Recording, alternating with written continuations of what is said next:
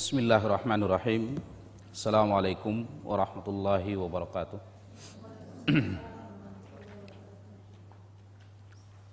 Innal hamdalillah nahmaduhu wa nasta'inuhu wa nastaghfiruhu wa na'udzu billahi min shururi anfusina wa min sayyiati a'malina.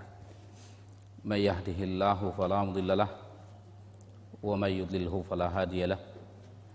Asyhadu an la ilaha illallah wahdahu la syarikalah wa asyhadu anna Muhammadan abduhu wa rasuluhu la nabiyya ba'dah.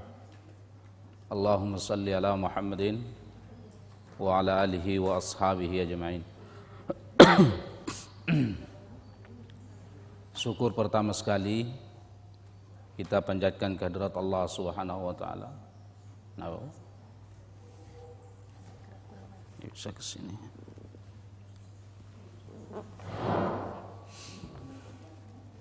Bahwa pada saat ini kita diberikan kesempatan untuk hadir di masjid ini dalam rangka thalabul ilm, merupakan karunia yang sangat mahal. Menuntut ilmu adalah harga mati yang harus dibayar bagi siapapun yang ingin masuk ke dalam surga. Karena tanpa ilmu seseorang tidak akan bisa memiliki iman yang benar. Kita tidak akan bisa mengimani sesuatu yang diperintahkan Allah untuk diimani dengan baik, kecuali apabila kita menuntut ilmu. Ibu, apa-apa yang harus diimani, yang diperintahkan Allah untuk diimani? Pokoknya ada 6 ya. Beriman pada Allah, beriman kepada malaikat, dan seterusnya. Ibu kalau tidak menuntut ilmu, bisa nggak ibu mengimani itu dengan baik? Tidak bisa. Ada nggak orang yang masuk ke surga kalau dia bukan orang beriman? Nggak ada ya. Orang kafir ada nggak yang masuk surga? Nggak ada. Kalau orang-orang kafir berbuat kebaikan di dunia ini, Allah balas nggak? Allah balas. Apa balasannya? Dunia. Jadi orang kafir, biarpun dia berbuat banyak kebaikan, Allah tidak akan balas dengan kebaikan setelah ia mati. Kenapa? Karena dia bukan orang beriman.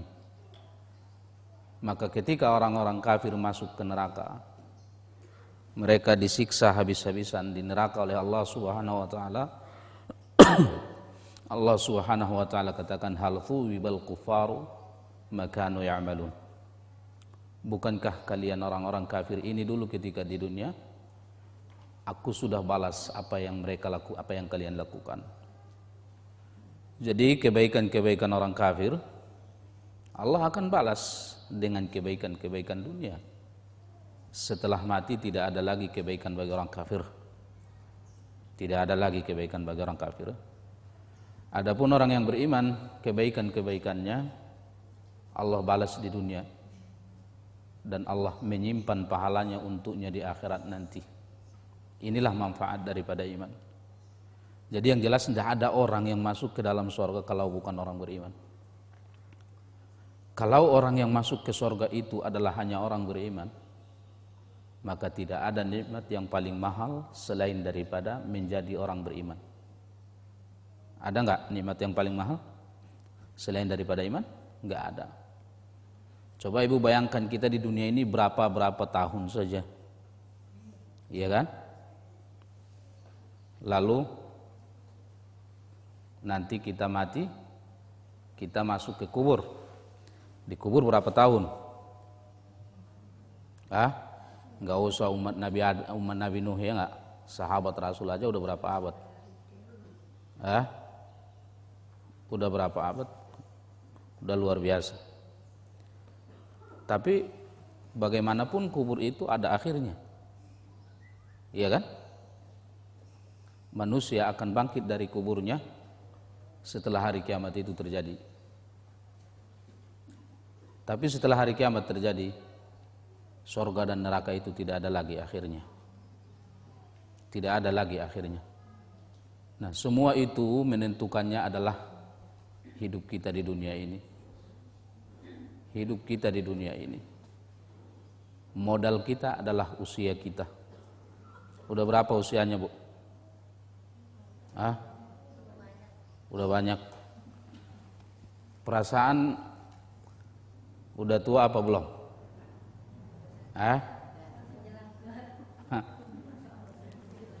Jadi kalau kita hitung-hitung usia kita serasa sangat sangat singkat sebenarnya. Coba deh Ibu bicara dengan teman-teman Ibu satu kelas waktu SD. Iya kan? Bicara teman satu kelas 1 SD dulu. Bicara sama mereka.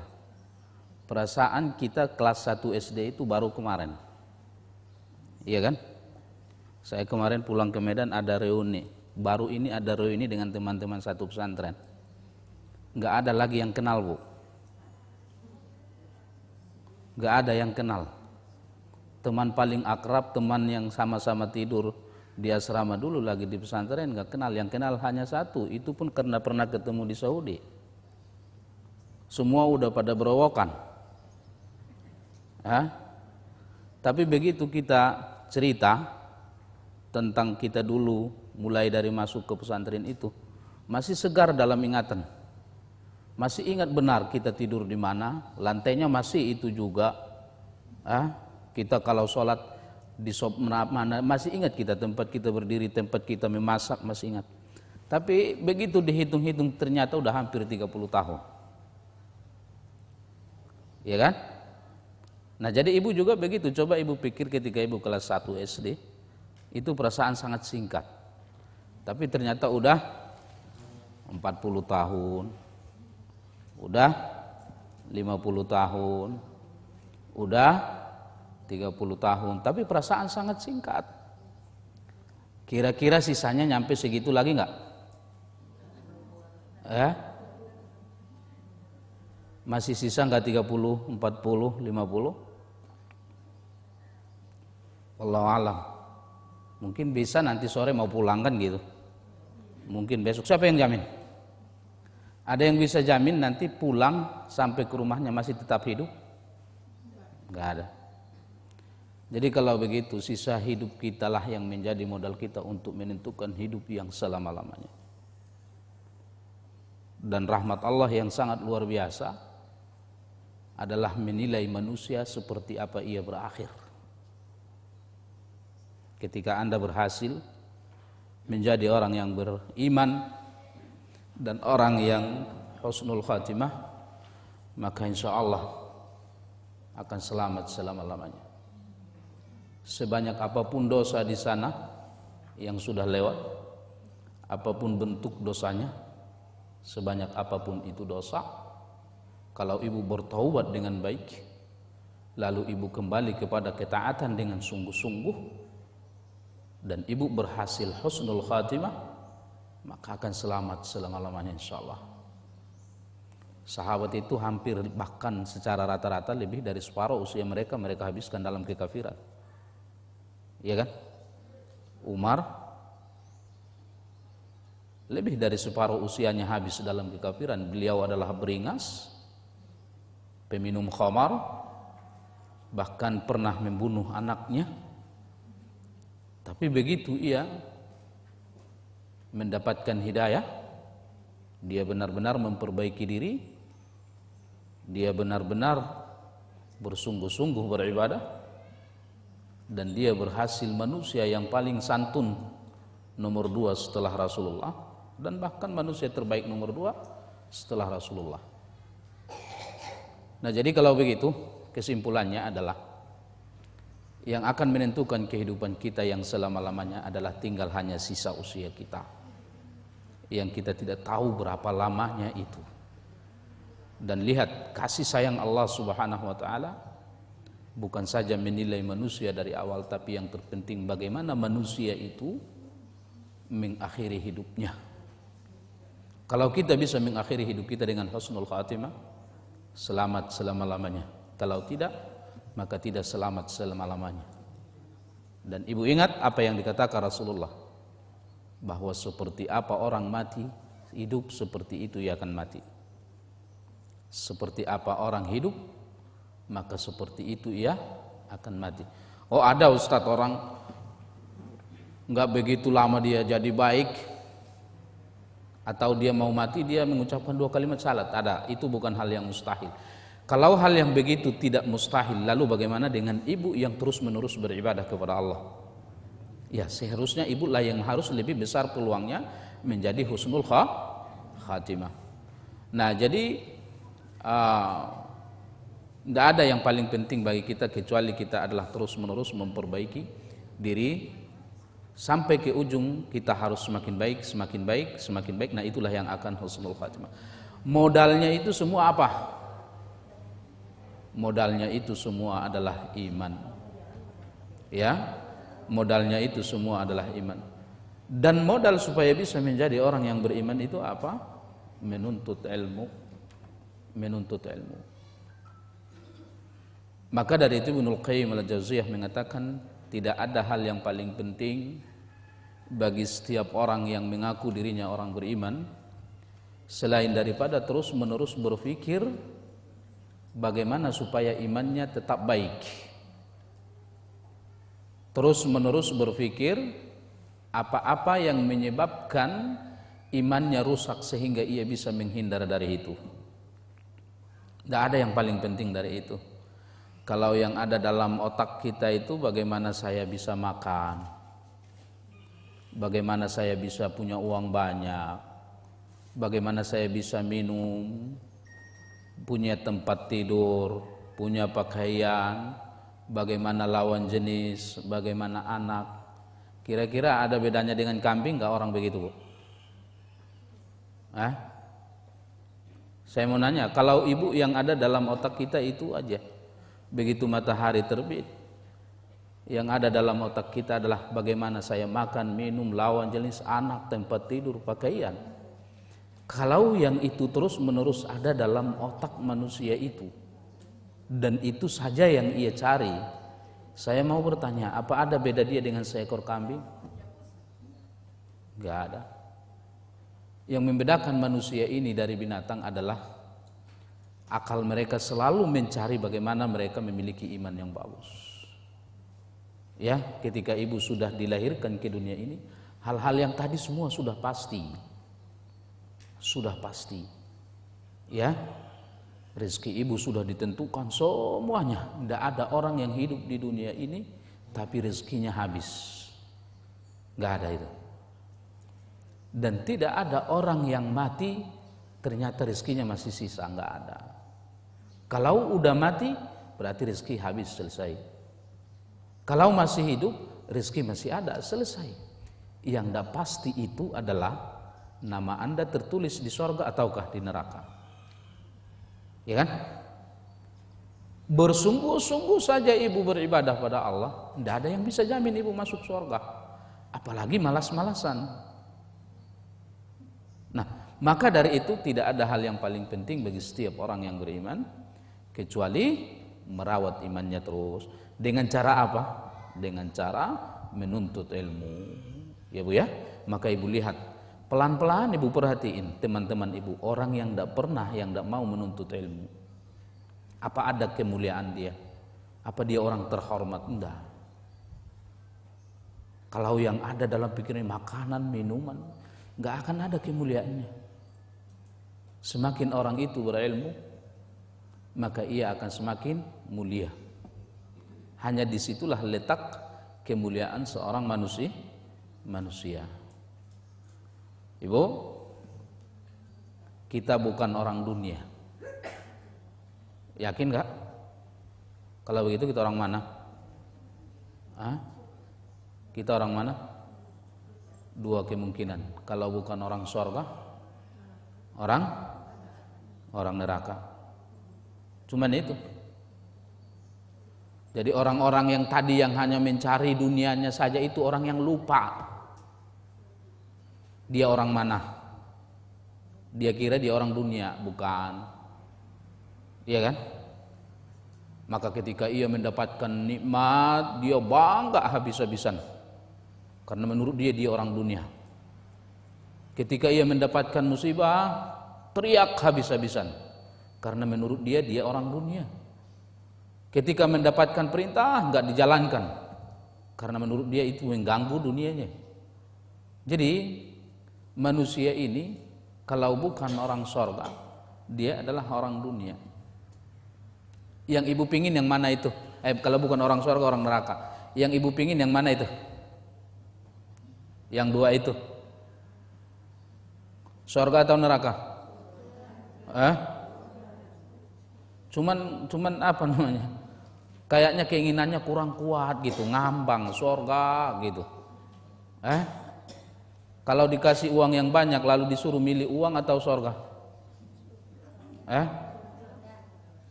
Seorang perempuan ada yang memiliki penyakit ayan, ya kan? Seorang perempuan berkulit hitam memiliki penyakit ayan. Dia datang kepada Rasulullah.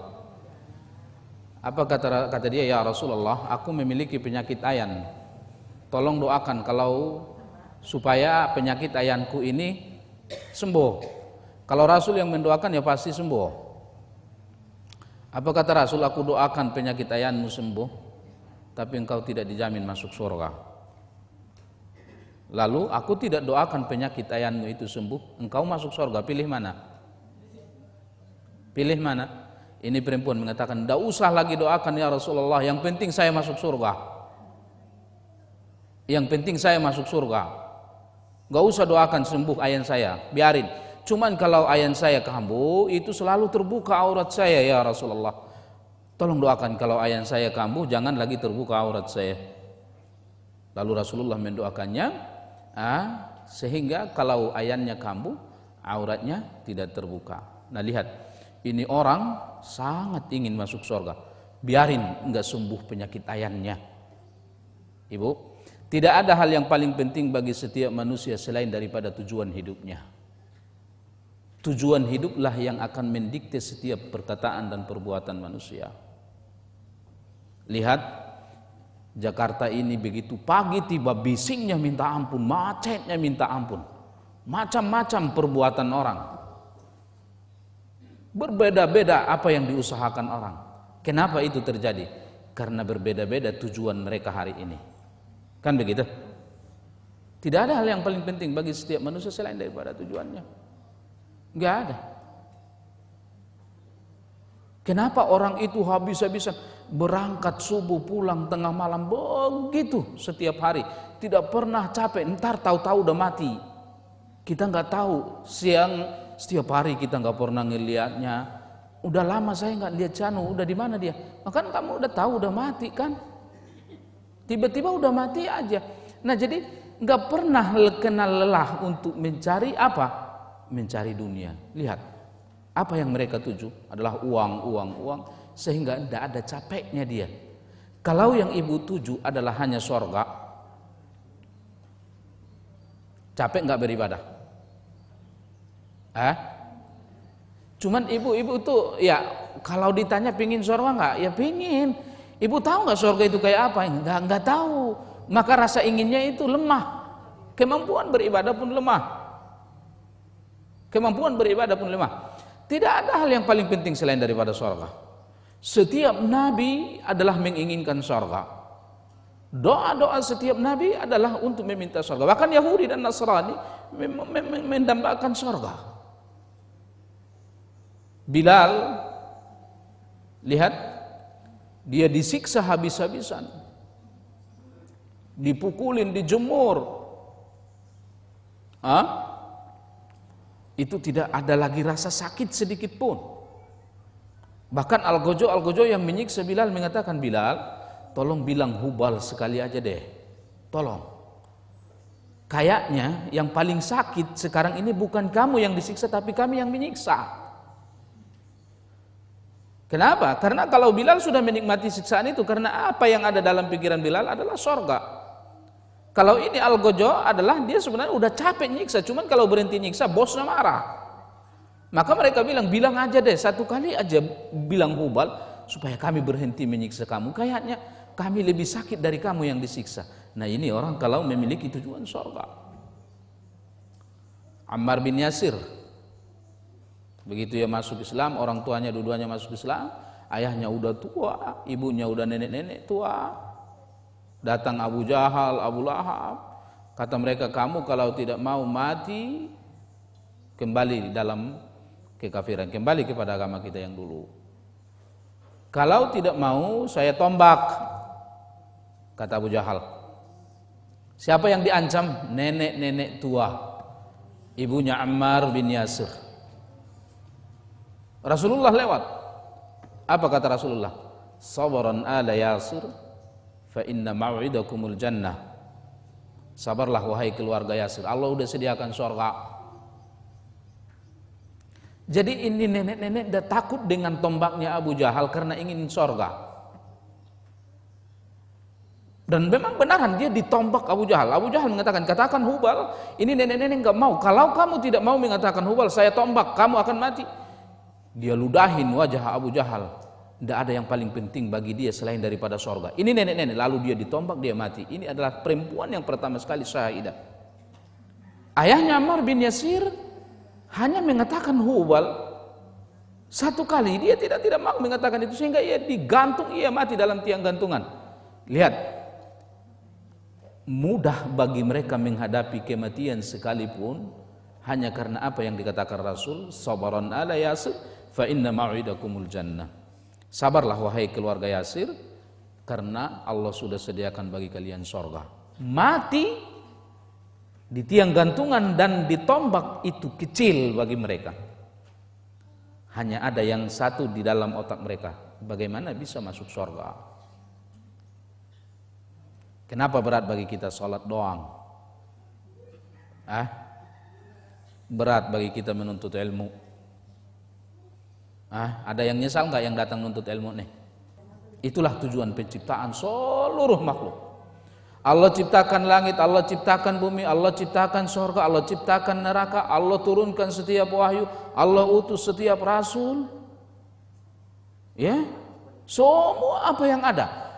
Bukan tidak ada tujuan Allah menciptakan itu semua, ada. Cuman tujuan Allah hanya satu. Hanya satu tujuan Allah menciptakan seluruh makhluk. Apa tujuan Allah? Adalah supaya makhluk yang bernama manusia beribadah sehingga mereka masuk ke dalam surga. Hanya itu tujuan Allah.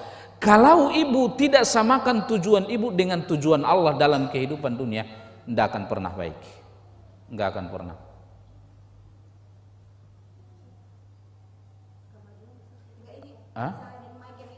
Ini. Jadi kalau ibu enggak samakan, enggak bakalan baik. Enggak bakalan baik, ya. Jadi kalau Allah ingin ibu supaya beribadah sehingga ibu masuk surga, lalu ibu hanya ingin dunia saja, enggak akan baik. Enggak akan baik. Nah, maka dari itu ibu pelajarilah surga itu apa. Surga itu apa? Sehingga ibu menginginkannya. Ibu tidak akan menginginkan surga kalau ibu tidak kenal dengan surga. Semuanya yang menyebabkan kita lemah beribadah karena lemahnya iman, karena lemahnya ilmu. Ibu yakin nggak kalau Nabi bilang rakaatani qabla al-fajri khairum minad dunya wa ma fiha. 2 rakaat sebelum subuh itu lebih mahal dari dunia dan isinya. Jadi kalau ibu tadi melakukan 2 rakaat sebelum subuh, ibu udahlah orang yang paling kaya hari ini di dunia. Kecuali ada orang yang melakukan yang sama dengan ibu. Cuman kan enggak kelihatan itu pahala, kan itu masalahnya. Enggak kelihatan itu surga. Itulah bedanya ibu dengan orang kafir. Orang kafir itu tidak percaya apa yang dikatakan oleh Tuhannya. Orang yang beriman ketika Allah mengatakan itu dia percaya. Ketika Rasulnya mengatakan itu dia percaya. Ali radhiyallahu anhu mengatakan, seandainya aku melihat sesuatu dengan mata kepalaku, lalu Allah subhanahu wa ta'ala menceritakan sesuatu dengan Rasulnya menceritakan sesuatu, Aku lebih jauh percaya dengan apa yang dikatakan Allah dan Rasulnya dengan apa yang aku lihat dengan mata kepalaku. Jadi kalau ibu harus percaya apabila ibu lihat, ya semua orang percaya dengan apa yang ia lihat. Semua orang percaya dengan apa yang ia lihat. Perbedaan kita sebagai orang yang beriman dengan orang kafir, kita percaya ketika itu yang memberitakan adalah Allah dan Rasulnya. Tidak ada yang paling dipercayai selain daripada itu. Sekalipun apa yang kita lihat, itu orang beriman. Nah, jadi coba, kalau ibu yakin seyakin-yakinnya 2 rakaat sebelum subuh lebih baik dari dunia dan isinya. Kalau dijual dunia ini dengan isinya, lalu 2 rakaat sebelum subuh itu dijual, uangnya jauh lebih banyak 2 rakaat sebelum subuh dari dunia. Cuman kan nggak kelihatan ibu. Enggak kelihatan. Kalau kelihatan uangnya, nggak akan ada orang yang mau ketinggalan 2 rakaat sebelum subuh. Ini kalau umpamanya ada pengumuman, umpamanya di Jakarta, umpamanya di Monas ada bagi-bagi duit 5 juta, siapa yang datang dikasih. Jalan kaki juga mau tuh 5 juta. Nggak mau ketinggalan, ya nggak? 5 juta. Kenapa? Karena dia melihat duit 5 juta. 2 rakaat sebelum subuh kenapa nggak dilakukan? Karena dia nggak lihat pahalanya. Nah jadi tidak ada hal yang paling penting selain daripada imannya, Bu, ya. Nah, kita tadi katakan bahwa tidak ada tujuan yang paling mulia selain daripada surga. Tidak ada. Jadi sering orang menganggap ketika seseorang berhasil mendapatkan dunia, ia adalah orang yang sukses. Si anu sukses banyak uangnya, si anu sukses rumahnya besar, si anu sukses anaknya berhasil semua. Itu enggak orang yang sukses? Bukan. Kalau begitu orang kafir lebih suksesnya. Siapa orang yang sukses? Orang yang sukses Allah katakan, faman zuhziha 'anil nar wa udkhilal jannah faqad faz. Siapa yang diselamatkan dari neraka dan masuk ke dalam surga, maka itulah orang yang beruntung. Itulah orang yang sukses. Jadi orang yang sukses itu adalah orang yang dimasukkan ke surga selamat dari neraka. Itulah kesuksesan yang abadi. Itulah kesuksesan yang abadi. Maka dari itu materi kita hari ini adalah menggapai surga dengan minimal dengan 5 hal. Bagaimana supaya kita mendapatkan surga itu minimal dengan 5 cara. Jadi kita membicarakan 5 cara. Apa? Yang pertama adalah al-mujahadah, bersungguh-sungguh. Bersungguh-sungguh. Surga akan didapatkan yang pertama adalah dengan bersungguh-sungguh. Jihad ada 2, bersungguh-sungguh melawan orang kafir. Yang kedua, bersungguh-sungguh mengalahkan diri sendiri. Kira-kira beratan mana? Melawan diri sendiri atau melawan orang kafir? Diri sendiri. Maka Rasulullah sallallahu alaihi wasallam katakan, apa kata Rasulullah ketika beliau kembali dari perang Badar? Rasulullah katakan, raja'na min jihadil asghar ila jihadin akbar. Kita kembali dari perang yang kecil menuju perang yang besar. Apa perang yang kecilnya? Perang Badar. Padahal perang Badar ini perang yang enggak tanggung-tanggung. Apa perang yang besar yang dimaksud Rasulullah adalah memerangi diri sendiri. Memerangi diri sendiri. Emang diri kita kenapa? Ada 2 hal di dalam diri setiap manusia. Kalau yang 2 itu tidak baik, hidupnya tidak akan baik. Ia tidak akan selamat dari neraka dan ia tidak akan masuk ke dalam surga. Ada 2 kelemahan dalam diri setiap manusia. Yang 2 kelemahan inilah yang selalu dimanfaatkan iblis menggiring dia pada kesesatan. Apa itu? Pertama adalah as-syubhah atau al-jahlu fid din, bodoh tentang agama. Bodoh tentang agama. Ibu kalau baca dalam suratul Fatihah, Allah membagi manusia hanya 3 kelompok. Hanya 3 kelompok.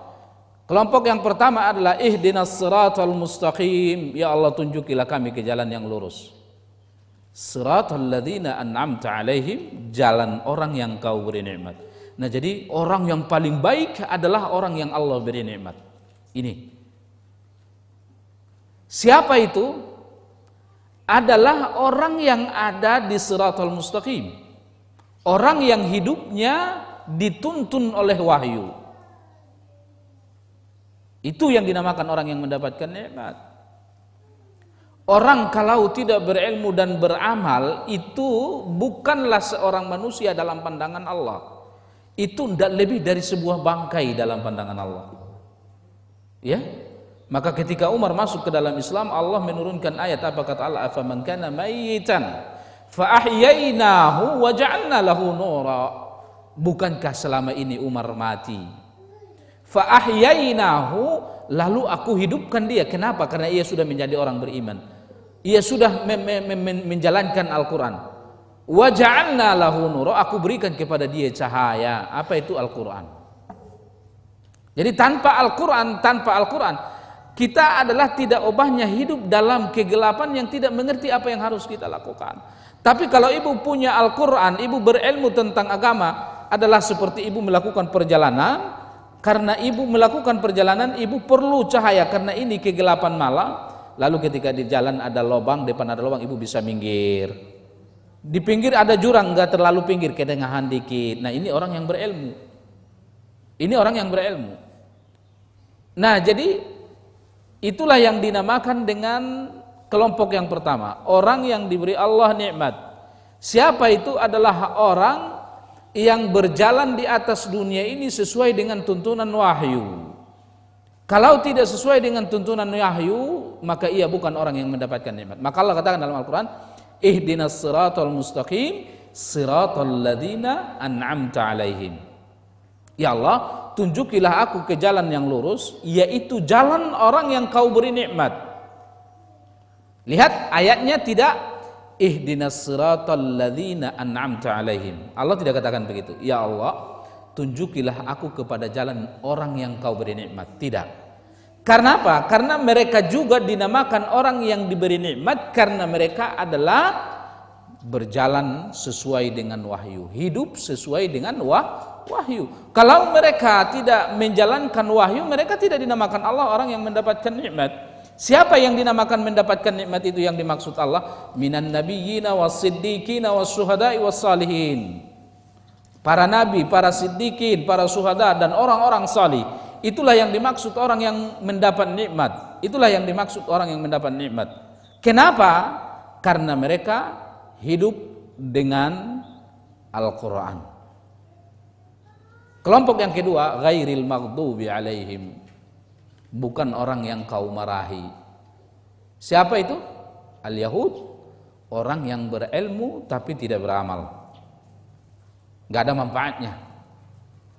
Ini lebih jahat, udah berilmu tapi tidak beramal. Apa gunanya? Nggak ada gunanya. Nggak ada gunanya ibu tahu sholat kalau ibu nggak sholat. Ada gunanya nggak? Nggak ada gunanya ibu tahu hal-hal yang jelek kalau ibu tidak tinggalkan. Ibu tidak akan selamat dari konsekuensinya. Nggak akan selamat dari konsekuensinya. Dia udah tahu kalau minum khamar itu adalah dosa, ia tetap minum khamar, ia masuk neraka. Dia udah tahu kalau sholat adalah merupakan sebab masuk surga, ia nggak lakukan, yang nggak masuk surga dia. Nah, jadi maghdub, namanya maghdub adalah orang yang berilmu tapi tidak diamalkan. Waladhdallin, bukan orang yang sesat. Siapa? Orang yang beramal tapi nggak mau berilmu. Banyak nggak orang begitu? Banyak. Ibadah atau agama kita ini ilmu, bukan perasaan, ibu. Agama ini adalah perintah, bukan perasaan, bukan logika. Jadi ibu tidak akan tahu mana perintah, mana larangan kalau ibu tidak menuntut ilmu. Sementara setiap apa yang sudah Allah perintahkan pasti baik. Setiap apa yang sudah Allah larang itu pasti berbahaya, sesuai atau tidak sesuai dengan perasaan, sesuai atau tidak sesuai dengan logika. Kalau sudah Allah perintahkan udah pasti baik, walaupun tidak sesuai dengan logika, walaupun tidak sesuai dengan perasaan. Nah kalau begitu, kalau ibadah itu adalah sebuah perintah, maka ibu tidak akan tahu itu kalau ibu tidak menuntut ilmu. Tapi lihat, banyak orang yang tetap beribadah tapi tidak suka dengan ilmu, maka salahlah ibadahnya, tertolaklah ibadahnya. Banyak nggak orang begitu, Bu? Banyak ya, rajin beribadah tapi malas menuntut ilmu. Bagaimana dia mau benar? Padahal ada semua tuntunannya, ada semua ilmunya. Allahu Akbar, bagaimana harus mengangkat tangan, bagaimana harus melipat tangan, bagaimana bacaannya, bagaimana pandangannya, bagaimana isi hatinya, semua kan ada ilmunya. Semua ada ilmunya dalam agama ini. Tidak ada, tidak usah lakukan sesuatu ibadah kalau ibu tidak tahu ilmunya, nggak ada manfaatnya. Nah maka dari itu mujahadah yang kedua yang dimaksud di situ adalah bermujahadah menghilangkan kebodohan. Ya, jadi tadi saya katakan mujahadah yang pertama adalah berjihad melawan orang kafir, yang kedua adalah berjihad melawan diri sendiri. Karena di dalam diri kita ada dua kelemahan. Apa kelemahan itu? Adalah kebodohan tentang agama. Nah, inilah yang harus diperangi. Harus bersungguh-sungguh untuk menghilangkan kebodohan. Dengan cara apa itu, Bu? Dengan cara apa? Menuntut ilmu. Kalau hari ini ibu belajar, maka mungkin ada 1, 2, 3 ilmu yang ibu dapat. Maka hilanglah 1, 2, 3 kebodohan. Lalu ibu benar dalam masalah yang 3 tadi. Kan begitu ya? Kalau ibu belajar hari ini, mungkin ibu dapat 1, 2 ilmu, maka ibu akan benar dalam 2 hal ini, ya kan? Nah itu ilmu, Nah jadi ini yang pertama. Maka dari itu Nabi SAW katakan, man salaka tariqan yaltamisu bihi ilman sahalallahu lahu tariqan ilal jannah. Siapapun yang terus meniti ilmu, terus menerus mempelajari ilmu, maka dialah orang yang akan lebih mudah masuk ke dalam surga. Siapa orang yang paling besar peluangnya masuk surga? Adalah orang yang paling rajin menuntut ilmu. Karena kalau tidak berilmu, dia tidak tahu mana perintah, mana larangan. Lalu Rasulullah SAW katakan, kalau seseorang itu menuntut ilmu, dia adalah orang yang lebih besar peluangnya. Lebih besar peluangnya masuk surga. Lalu bagaimana orang yang tidak mau menuntut ilmu? Peluangnya kecil. Maka dari itu Nabi katakan dalam hadis lain, idza aradallahu 'abdan khaira yufaqihuhu fiddin. Kalau Allah ingin menjadikan seseorang baik di dunia, masuk ke dalam surga, Allah akan jadikan ia paham agamanya. Jadi kalau ibu ingin tahu siapa sih orang yang akan ditakdirkan Allah masuk ke surga, adalah cirinya yang paling menonjol 1, cinta ilmu agama. Cinta ilmu agama. Maka Nabi katakan, apabila Allah ingin menjadikan seseorang baik di dunia sampai akhirat, maka Allah akan jadikan ia paham agamanya. Dia senang menuntut ilmu, karena dengan menuntut ilmu ya'rifu rabbahu, dia lebih kenal pada Tuhannya. Ibu tidak akan kenal dengan Allah kalau ibu tidak menuntut ilmu. Bagaimana ibu kenal dengan Allah kalau ibu tidak menuntut ilmu? Memang kalau kita lihat cara mengenal Allah itu ada beberapa macam. Yang pertama, kalau kita perhatikan alam ini, ya kita tahu sebuah kesimpulan bahwa yang menciptakan alam inilah yang berhak menjadi ilah. Iya kan? Itu kan kesimpulannya, Ibu. Ada langit, ada bumi, pohon-pohon itu, lihat itu daun-daunnya itu, nggak ada yang sama. Indah semuanya enggak? Ini lihatlah depan masjid ini ada berapa pohon tuh? Sama enggak daunnya? Ibu lihat ada yang enggak cocok enggak? Ini mangga enggak cocok nih begini nih daunnya nih. Lihat enggak? Cocok aja ya enggak? Lihat.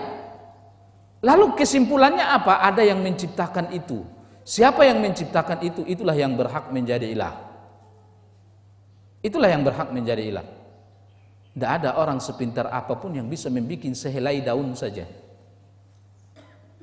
Adanya sesuatu tidak akan diterima akal sehat kalau itu tidak ada yang menciptakan. Kalau meja di sini lalu kita semua keluar, begitu kita datang meja ada di luar. Semua pada ngomong siapa yang angkat meja. Kenapa? Karena meja tidak akan ada di luar kalau nggak ada yang melakukan itu. Tidak ada yang ngomong meja jalan sendiri, nggak ada yang ngomong begitu. Jadi ketika ada sesuatu maka ada yang menciptakan. Jadi adanya alam ini adalah sebagai bukti adanya Allah Subhanahu wa taala. Cuman ibu tidak tahu itu Allah itu siapa. Ibu tidak tahu itu siapa yang menciptakan alam ini. Maka Allah kasih tahulah tentang dirinya melalui wahyu. Allah perkenalkanlah dirinya dengan melalui wahyu. Ya ayuhan nas ubudu rabbakumul ladzi khalaqakum walladzina min qablikum. Wahai manusia, sembahlah Allah. Allah lah yang menciptakan kalian. Nah, ibu lihatlah diri ibu, bagus nggak bu? Ibu bagus nggak? Biar ibu jelek juga cakep bu. Kalau dibandingkan sama yang lain, nggak ada salahnya, ya nggak? Lihat, kadang-kadang ibu senyum, kadang-kadang cemberut, ya nggak? Kadang-kadang ketawa, kadang-kadang nangis. Tapi ternyata begitulah manusia harus cakep, baru cakep. Kalau cemberut melulu nggak cakep, nangis melulu juga nggak cakep, ketawa melulu juga orang takut. Jadi kalau begitu, ya manusia itu harus ketawa, harus cemberut, harus menangis dan lain-lain. Siapa yang bikin? Lihat indah manusia itu. Siapa yang bikin? Allah. Ibu temukan deh jari-jari ibu. Sama nggak panjangnya bu? Sama ya? Coba aja. Kaki jari-jari yang kanan sama yang kiri temukan. Ada yang lebih panjang nggak? Nggak ada. Nggak ada kurangnya. Nggak ada kurangnya. Lihat, setiap orang kita ketemu sama orang beda wajahnya, tapi udah pas buat dia wajah dia kan gitu. Tidak pernah Allah kami habis kamus kan gitu. Nah, jadi Allah perkenalkan dirinya. U'budu rabbakumul ladzi khalaqakum wal ladzina min qablikum la'allakum tattaqun. Alladzi ja'ala lakumul arda firasha was samaa'a binaa'a wa anzala minas samaa'i maa'a fa akhraja bihi minats thamarati rizqan lakum. Lihat, Allah memperkenalkan dirinya melalui wahyu. Nah, jadi orang yang tidak menuntut ilmu Al-Qur'an, ia tidak akan mengenal Allah dengan baik. Kalau orang itu tidak mengenal Allah dengan baik, ia tidak akan bisa menyembah Allah dengan baik. Tidak akan. Tidak akan. Tapi kalau ibu mengenal Allah dengan pengenalan yang sangat baik, maka ada sebuah kesimpulan bahwa Allah lah yang paling baik terhadap diri saya. Maka hal yang paling ibu cintai adalah Allah, hal yang paling ibu takutin juga adalah Allah. Nah, itu orang paling bahagia itu. Saya ulangin, siapa yang kenal dengan Allah, maka kesimpulannya bagi dia adalah tidak ada yang paling baik terhadap dirinya selain dari Allah. Siapa yang kenal dengan Allah, ia pasti sangat mencintai Allah. Siapa yang kenal pada Allah, dia akan pasti sangat takut pada Allah. Terambilnya kebahagiaan manusia di atas dunia ini karena banyaknya hal yang paling ia cintai dari Allah. Lihat, orang yang lebih mencintai uang dari Allah, orang yang lebih mencintai anaknya dari Allah, orang yang lebih mencintai pekerjaannya dari Allah. Lihat apa jadinya. Terambilnya kebahagiaan manusia dari atas dunia ini karena ketakutan yang berlebihan kepada selain Allah Subhanahu wa taala. Jadi kalau manusia hidupnya di dunia ini hanya mencintai Allah, hanya takut pada Allah, itulah orang yang paling bahagia. Cuman itu tidak akan muncul kecuali kalau ibu kenal dengan Allah dengan pengenalan yang baik. Nah, jadi tidak akan ada orang yang bisa beribadah kepada Allah dengan baik kalau ia tidak mengenal Allah dengan baik. Satu, itulah manfaat daripada menuntut ilmu. Nah, itulah yang dimaksud Rasulullah, apabila seseorang ingin dijadikan Allah baik dunia akhirat, Allah akan jadikan ia orang yang berilmu, orang yang paham agamanya. Karena dengan paham agama, ia semakin kenal dengan Tuhannya. Tidak ada nikmat yang paling mahal di atas dunia ini selain daripada pengenalan yang semakin sempurna pada Allah. Ibu lihat, siapa orang yang paling bahagia di atas dunia ini adalah orang yang semakin kenal dengan Allah. Semakin ia kenal dengan Tuhannya, maka ia akan semakin bahagia. Tidak ada pengenalan kebahagiaan yang paling tinggi di atas dunia selain daripada ma'rifatullah. Yang kedua, yang dimaksud atau manfaat daripada thalabul ilmi, yang dimaksud Allah akan jadikan ia paham agamanya, ya'riful halal wal haram. Dengan menuntut ilmu dia akan tahu mana yang halal, mana yang haram. Iya kan? Kalau ibu hari ini menuntut ilmu, ibu akan tahu 5 hal yang halal mungkin, 5 hal yang haram. Besok menuntut ilmu lagi, semakin banyak yang ibu tahu. Semakin banyak yang ibu tahu. Semakin banyak yang ibu tahu, ya semakin banyak yang ibu benar. Ibu pernah lihat surga enggak? Enggak pernah. Ibu tahu enggak apa yang akan menyebabkan ibu masuk ke dalam surga? Siapa yang punya surga? Itu yang punya surga itu adalah Allah. Dan Allah memiliki syarat, siapa yang ingin masuk ke dalam surga harus melakukan ini, itu. Lalu bagaimana akan ibu bisa lakukan apa-apa yang harus menyebabkan ibu masuk surga kalau ibu nggak cari tahu itu melewati wahyunya Allah? Nah, maka dari itu orang yang terus-menerus menuntut ilmu, maka ia akan semakin paham mana perintah, mana larangan. Seterusnya orang yang terus-menerus menuntut ilmu, yang dimaksud Rasulullah, orang yang dikehendaki Allah akan baik dunia akhirat, dia paham agama adalah ya'rifu aibahu, dia akan selalu paham dosanya. Tidak baiknya manusia ini tidak pernah paham dosanya, kan gitu ya? Udah habis-habisan dihajar sama Allah, dia masih ngomong apa dosa saya ya kok begini. Ya repot kalau begitu. Iya kan? Perbedaan iblis dengan Adam, iblis tidak pernah melihat dosanya. Tidak pernah ngaku dia punya dosa. Dia tetap nggak ngaku, bela diri melulu. Maka nggak selamat dia selama-lamanya. Adam begitu ia dihukum, ia ngaku. Rabbana zalamna anfusana. Jadi banyak orang nggak pernah merasa dirinya berdosa. Lah, bagaimana dia mau baik? Siapa orang yang akan lebih besar peluangnya menjadi orang yang baik? Adalah orang yang mengaku dia bersalah. Yakin nggak? Nggak akan pernah ibu meminta maaf pada orang kalau ibu tidak pernah mengaku diri ibu bersalah. Pertanyaannya, apa ada orang yang masuk ke surga karena dia memang tidak pernah berdosa? Yang masuk surga itu orang yang nggak pernah melakukan dosa nggak? Enggak. Orang yang masuk surga itu adalah orang yang mendapatkan maaf dari Allah, maaf dari manusia. Tidak ada yang paling penting nanti di akhirat selain daripada maaf. Ada nggak? Tidak ada. Kenapa? Karena tidak ada manusia yang tidak berdosa. Tidak ada manusia yang tidak berdosa. Tidak manusia namanya kalau tidak berdosa.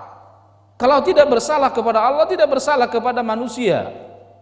Nah, ibu, kalau begitu orang yang masuk surga itu bukanlah orang yang selamat dari dosa, tapi orang yang masuk surga itu adalah orang yang berdosa tapi ia mendapatkan maaf. Kenapa ia mendapatkan maaf? Karena ngaku salah.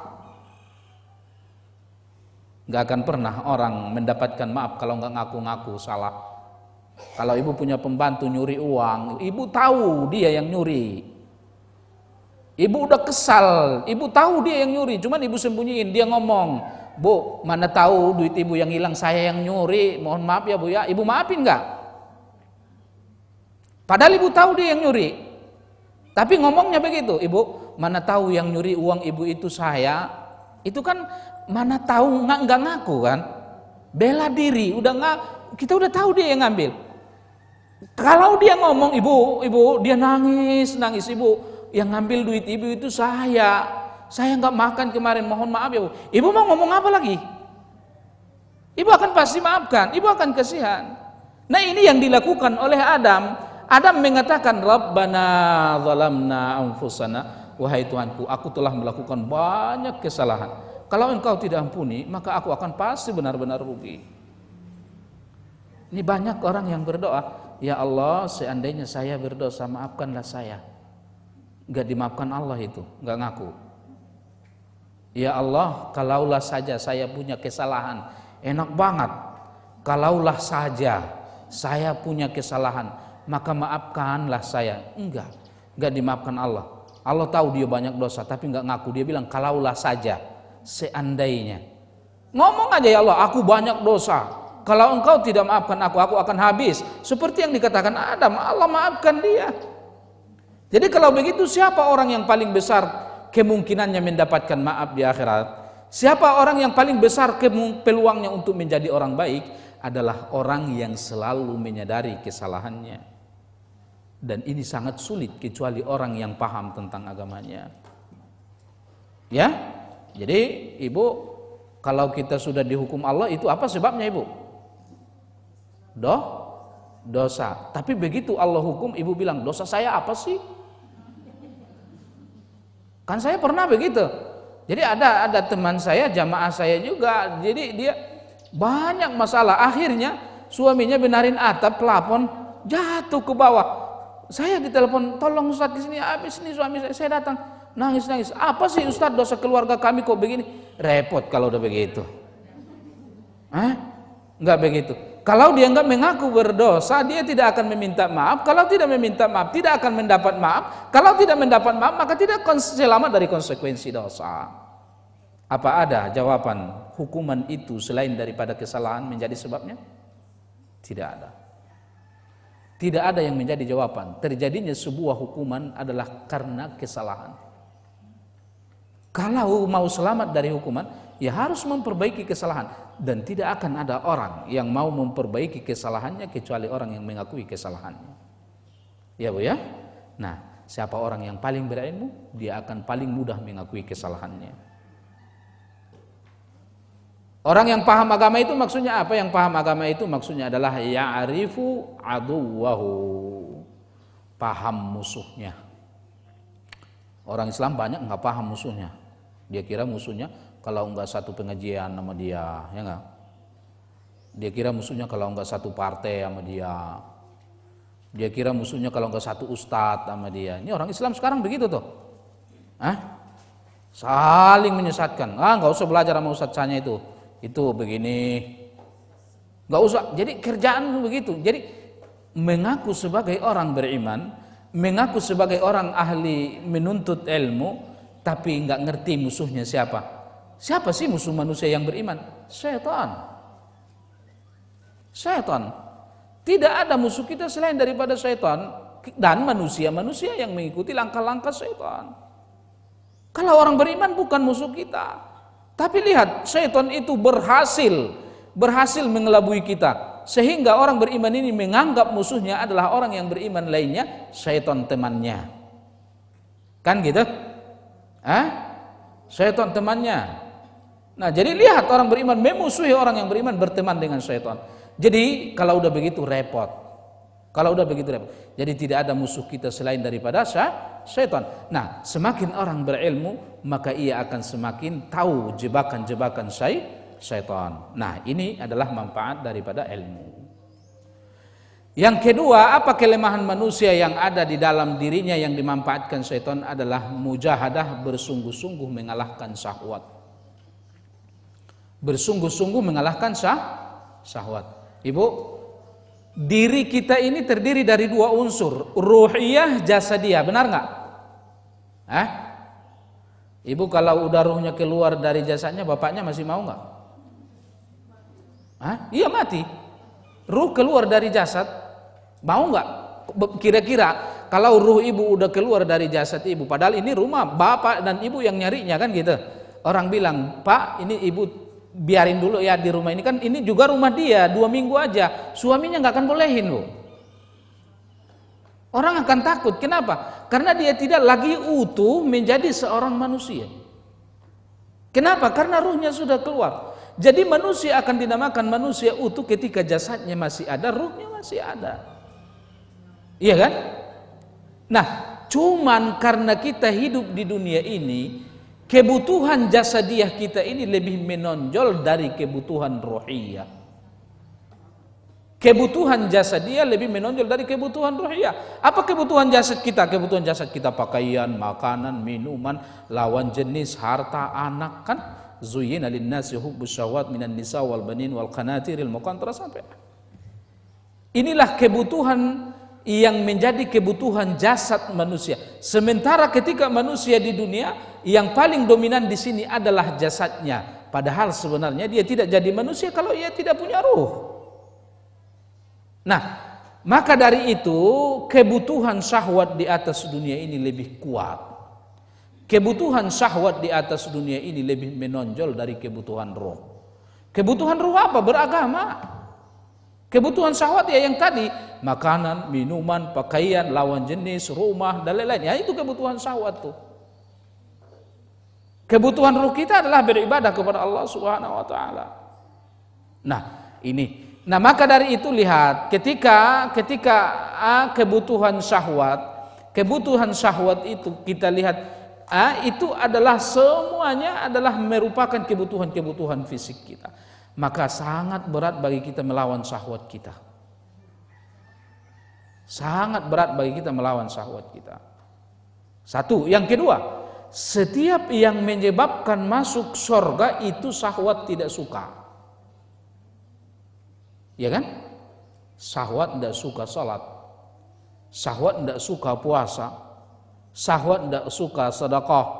Syahwat tidak suka talabul ilm. Syahwat tidak suka membaca Al-Quran. Setiap apa yang menyebabkan masuk surga itu dibenci syahwat. Maka Rasul katakan hujibatil jannah bil makarih wa hujibatin nar bil mahbub. Allah tutupi surga dengan hal-hal yang dibenci oleh syahwat, dan Allah tutupi neraka dengan hal-hal yang disenangi oleh syahwat. Udah tahu kalau minum khamar menjadi sebab masuk neraka, senang dia minum khamar. Berzina sebab masuk neraka, senang berzina. Lihatin, setiap yang menyebabkan masuk neraka itu disenangi oleh jiwa. Baca Al-Quran tidak disenangi oleh jiwa, karena itu sebab masuk neraka.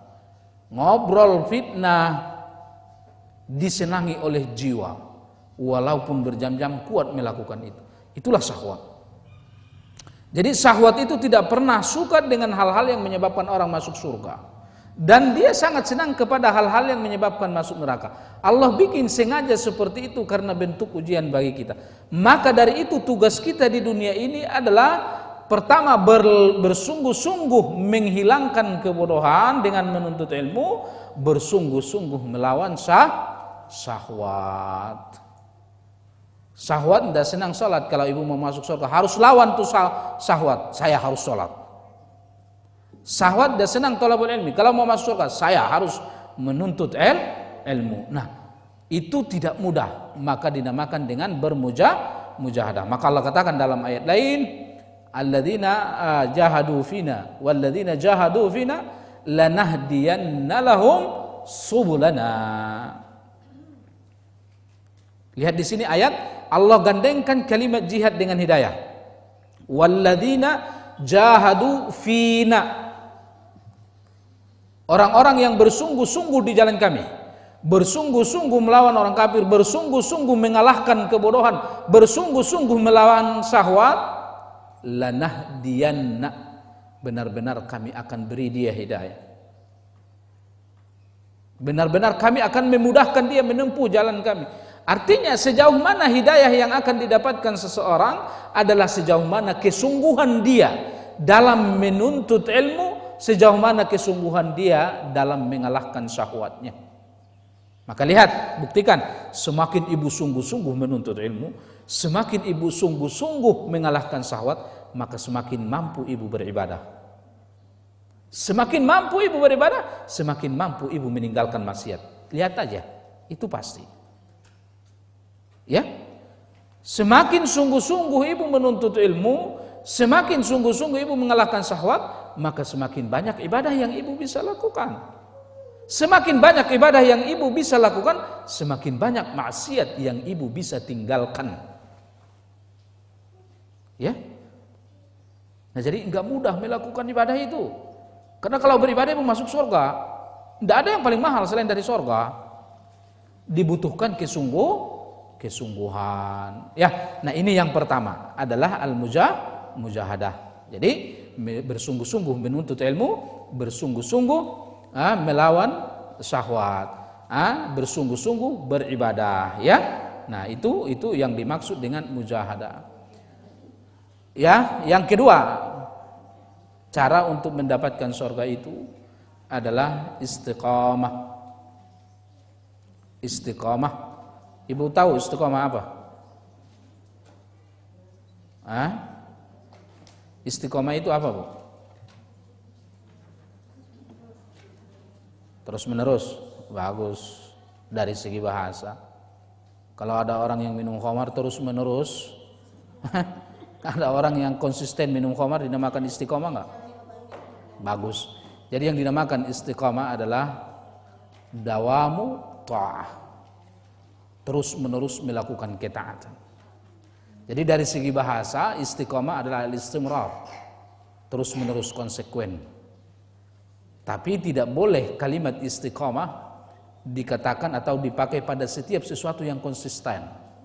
Seorang peminum khamar konsisten, ada orang mengatakan dia itu kayaknya istiqamah banget minum khamar, tidak boleh.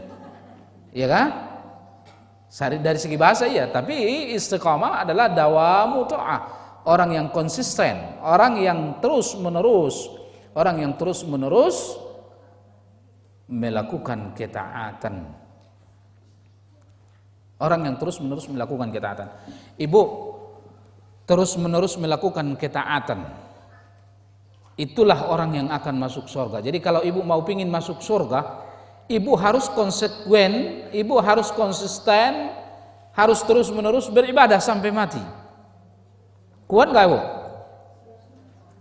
Saya mau nanya, ibu menuntut ilmu begini udah berapa tahun? Mungkin ada yang baru mulai hari ini, mungkin udah ada yang 2 tahun, ada yang udah 3 tahun, ada yang udah 10 tahun. Saya udah beribadah udah 10 tahun. Saya juga beribadah udah 50 tahun. Saya mulai dari sejak kecil saya beribadah. Pertanyaannya, kalau Allah kasih ibu usia 50 tahun, bisa tak kira-kira masih tetap konsekuen beribadah sampai mati? Kalau Allah kasih usia 50 tahun lagi, bisa nggak masih tetap menuntut ilmu 50 tahun lagi? Tetap sholat menuntut 50 tahun lagi, bisa nggak? Insya Allah ya. Kenapa? Kalau Allah kasih usia puluhan tahun, ya, artinya saya mau mengatakan bahwa istiqomah itu tidak mudah, iya kan? Kita baru sholat baru setahun itu udah capek rasanya. Ini baru berapa tahun sih ibu menuntut ilmu seperti ini di masjid. Ini kalau ibu masing-masing dikasih usia 50 tahun, masih bisa nggak ini pengajian aktif 50 tahun sampai mati? Kan istiqomah itu tadi adalah dawamu ta'ah, melakukan ketaatan dengan konsisten sampai mati. Saya punya jamaah di Cipete, salah satu jamaah saya itu termasuk dokter senior di Cipto. Dia bilang, ketika saya menyampaikan apa yang dikatakan Nabi, seperti apa orang hidup maka seperti itu ia akan mati. Begitu selesai ngaji itu dokter bilang sama saya saat benar itu, saya itu udah puluhan tahun di Cipto dan banyak sudah orang yang saya lihat mati. Kesimpulan saya, seperti apa ia hidup seperti itu ia mati. Iya kan? Jadi bukan hal yang mustahil seorang peminum khamar mati dalam keadaan mentauhidkan Allah, bukan hal yang mustahil kan gitu. Tapi secara garis besar seperti apa orang hidup maka seperti itu ia akan mati. Kalau ibu dalam hidup ibu selalu terus-menerus istiqomah beribadah, maka orang yang paling berhak untuk husnul khatimah adalah ibu. Adalah ibu. Nah, maka dari itu untuk meraih surga itu adalah harus konsekuen konsekuen beribadah. Konsekuen, terus-menerus istiqomah. Tapi tidak akan bisa ibu istiqamah kecuali ibu mengingat apa yang akan ibu dapat kalau ibu istiqamah. Apa yang dijanjikan Allah kepada ahlul istiqamah? Allah katakan dalam Al-Quran, innal ladzina qalu rabbunallah. Sesungguhnya orang yang mengatakan Rabbku adalah Allah. Ini artinya adalah orang yang beriman. Tadi saya sudah katakan tidak akan ada orang yang masuk ke surga kecuali ia adalah orang beriman. Maka ilmu yang paling penting dalam agama kita adalah ilmu tauhid. Ya, ilmu tentang keimanan, ilmu akidah. Tidak ada orang yang masuk ke dalam surga kalau dia bukan orang yang beriman. Kalau orang itu mati dalam keadaan beriman, walaupun tidak ada amalnya, ia akan tetap masuk surga. Itu keyakinan Ahlussunnah wal Jamaah. Cuman jangan ngeremehin. Surga itu neraka itu enggak gampang. Apa siksa paling ringan di neraka? Dikasih sendal ke kakinya, saat itu juga otaknya mendidih. Itu siksa paling ringan itu. Jadi jangan berpikir, nggak apa-apa dah kalau begitu. Yang penting keluar dari neraka. Neraka itu nggak enak. Tapi ingat, bagaimanapun ini adalah akidah Ahlussunnah wal Jamaah. Orang yang mati dalam keadaan tidak membawa dosa syirik, dia tetap orang yang mentauhidkan Allah. Dia tidak menyekutukan Allah, walaupun dia tidak memiliki amal, dia akan tetap masuk ke dalam surga. Tidak ada yang mensyafaatkan dia, memang karena tidak ada amalnya. Yang akan mensyafaatkan dia adalah Allah. Itu mahalnya tauhid. Maka Allah katakan innal ladzina qalu rabbunallah. Maksudnya adalah orang yang beriman. Tsumma istaqamu. Kemudian mereka istiqamah beribadah. Istiqamah tadi udah paham ya, tekun beribadah sampai mati. Apa yang mereka dapatkan? Tatanazzalu alaihimul malaikah alla takhafu wa la tahzanu. Abu Darda mengatakan, ini kapan terjadi? Yang dikatakan Allah, orang yang beriman dan istiqamah beribadah, Allah akan utus kepada mereka, Allah akan turunkan kepada mereka malaikat yang mengatakan kamu tidak usah takut, kamu tidak usah sedih. Kapan itu terjadi? Pada 3 tempat. Yang pertama terjadi ketika ruh ada di kerongkongan. Ibu, bisa ibu bayangkan kalau ruh ada di kerongkongan, Bu? Orang kan gak takut mati, karena memang orang yang udah mati tidak pernah kembali cerita tentang pengalaman mati. Kalau udah ada mati nih, ada yang mati di komplek ini, lalu kembali hidup, dia bercerita, yakinlah kita itu, ya kan? Jadi yang udah pengalaman tidak pernah kembali bercerita tentang mati. Dan kita yang masih hidup tidak ada yang udah pengalaman. Nah itu repotnya. Nggak ada yang udah pengalaman. Jadi yang udah pengalaman nggak pernah kembali bercerita, yang masih belum pengalaman nggak pernah yang udah berpengalaman. Jadi cerita mati itu hanyalah sebuah cerita yang disampaikan Allah dan Rasulnya dan melalui ustadz-ustadz. Jadi mati itu begini, mati itu begini. Jadi nggak pernah ada yang pengalaman kita ini. Nah begitu mati itu ada di kerongkongan kita, coba ibu bayangkan. Ketika mati itu ada di kerongkongan kita, di saat itu mati tidak lagi diragukan. Faidza balagatil hulqum wa hina idzin tanzurun. Ketika ruh ada di kerongkongan, maka matamu melihat kematian itu. Jadi kalau ruh manusia udah di kerongkongannya, dia melihat malaikat, dia melihat syaitan, dia melihat surga, dia melihat ruhnya sendiri. Maka Rasul katakan, mata mengikuti ruh. Kemana ruh pergi, maka mata mengikutinya. Dia melihat neraka. Ketika ruh ada di kerongkongan, itulah yang menjadi sebab kenapa taubat tidak lagi diterima kalau ruh sudah di kerongkongan. Karena ketika ruh di kerongkongan, pandangan manusia berubah.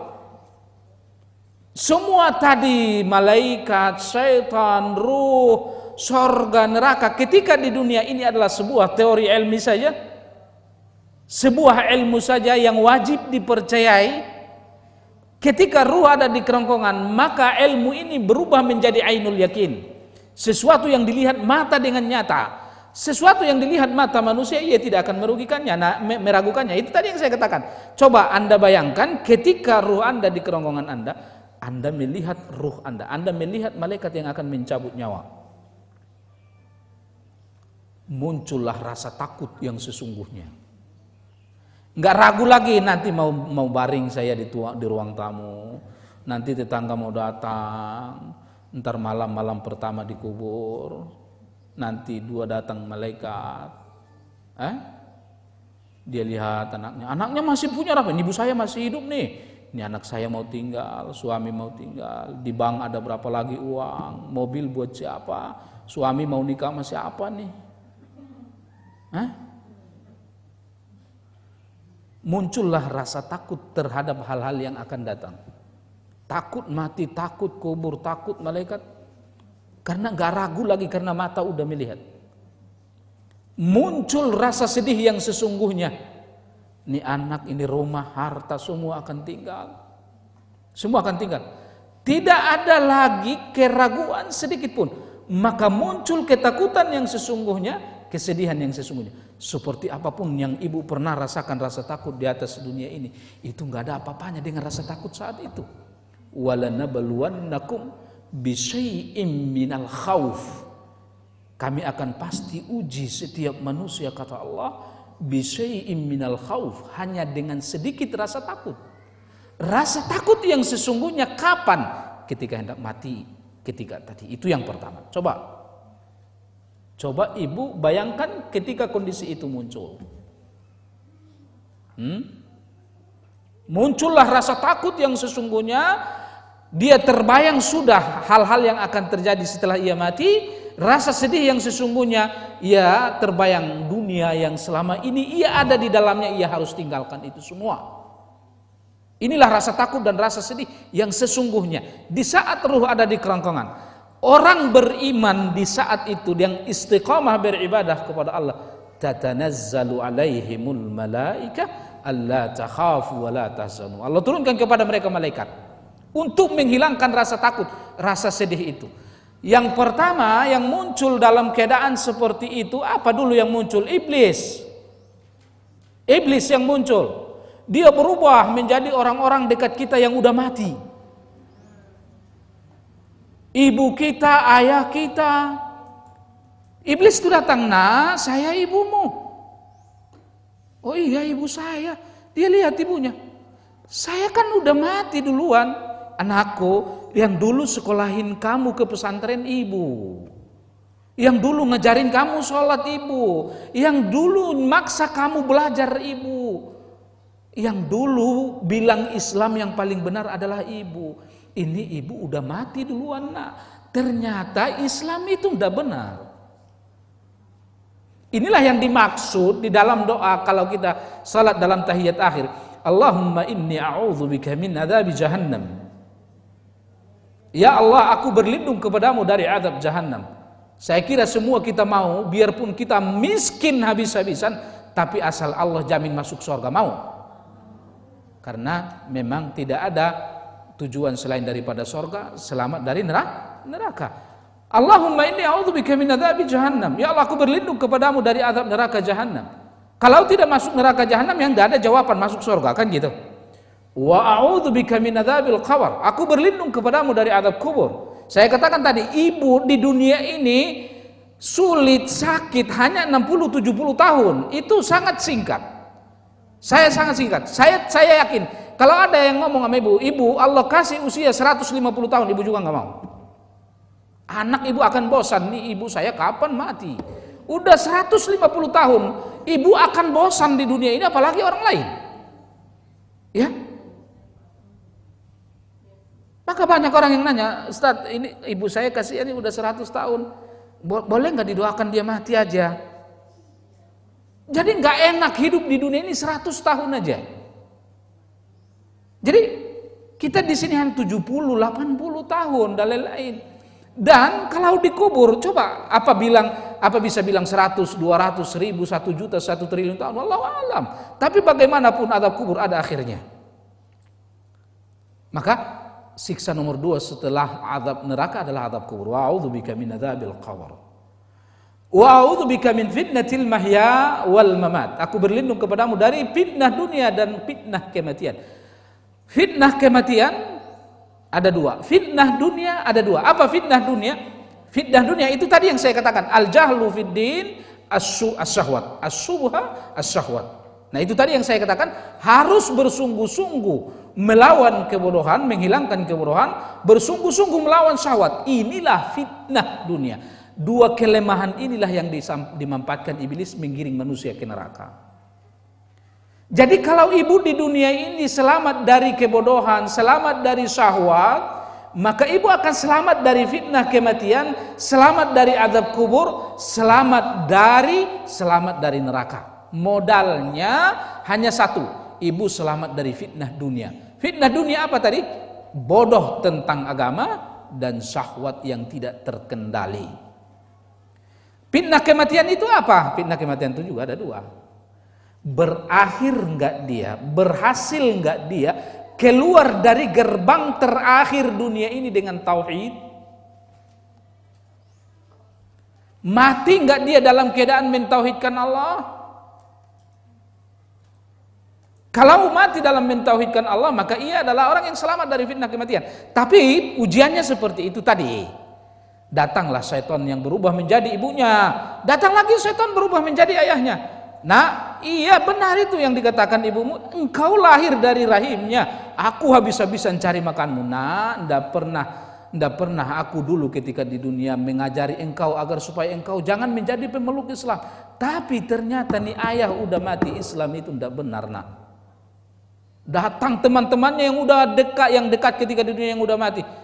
Kami ini adalah sahabatmu ketika di dunia. Apa yang dikatakan ibumu, yang dikatakan ayahmu itu benar.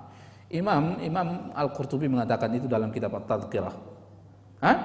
Apa yang dikatakan ayahmu itu, apa yang dikatakan ibumu itu benar. Matilah engkau kalau bukan dalam agama Yahudi, matilah engkau dalam agama Nasrani.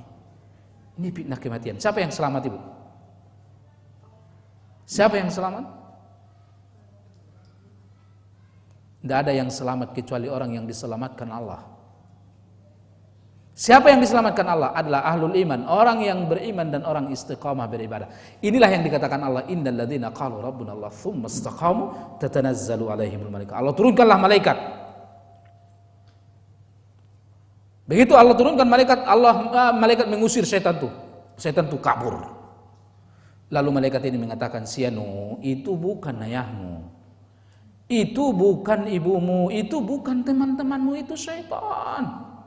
Matilah engkau dalam keadaan iman.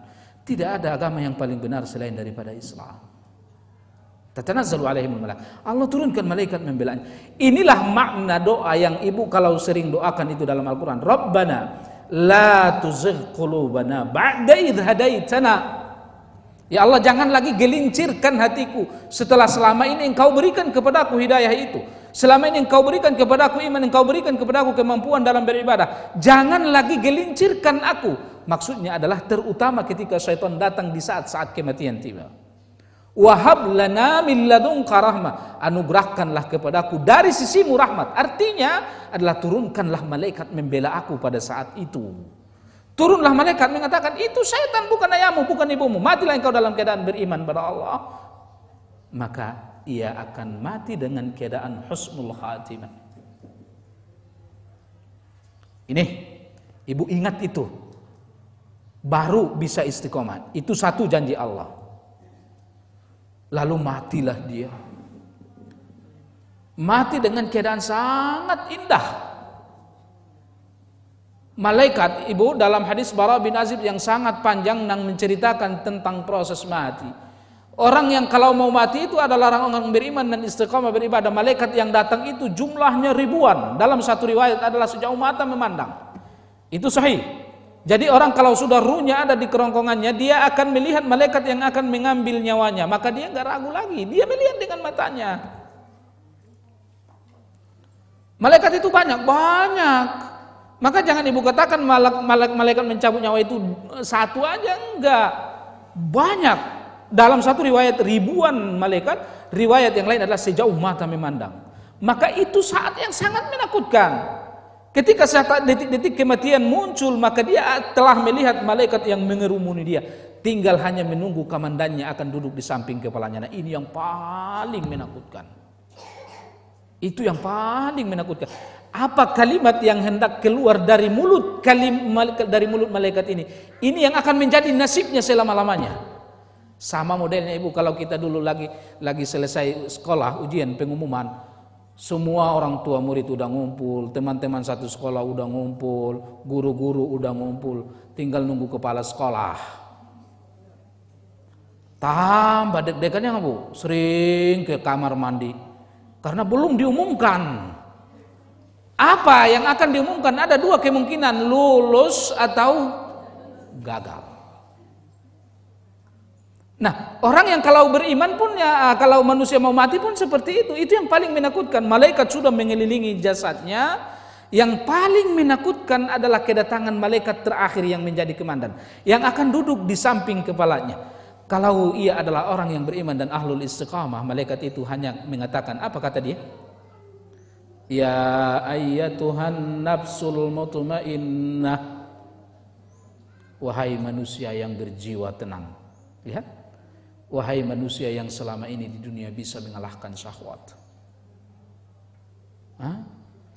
Kenapa dia katakan berjiwa tenang? Karena orang yang beriman itu adalah tenang. Kenapa? Karena tidak ada ketenangan di atas dunia ini selain daripada menjadi orang beriman.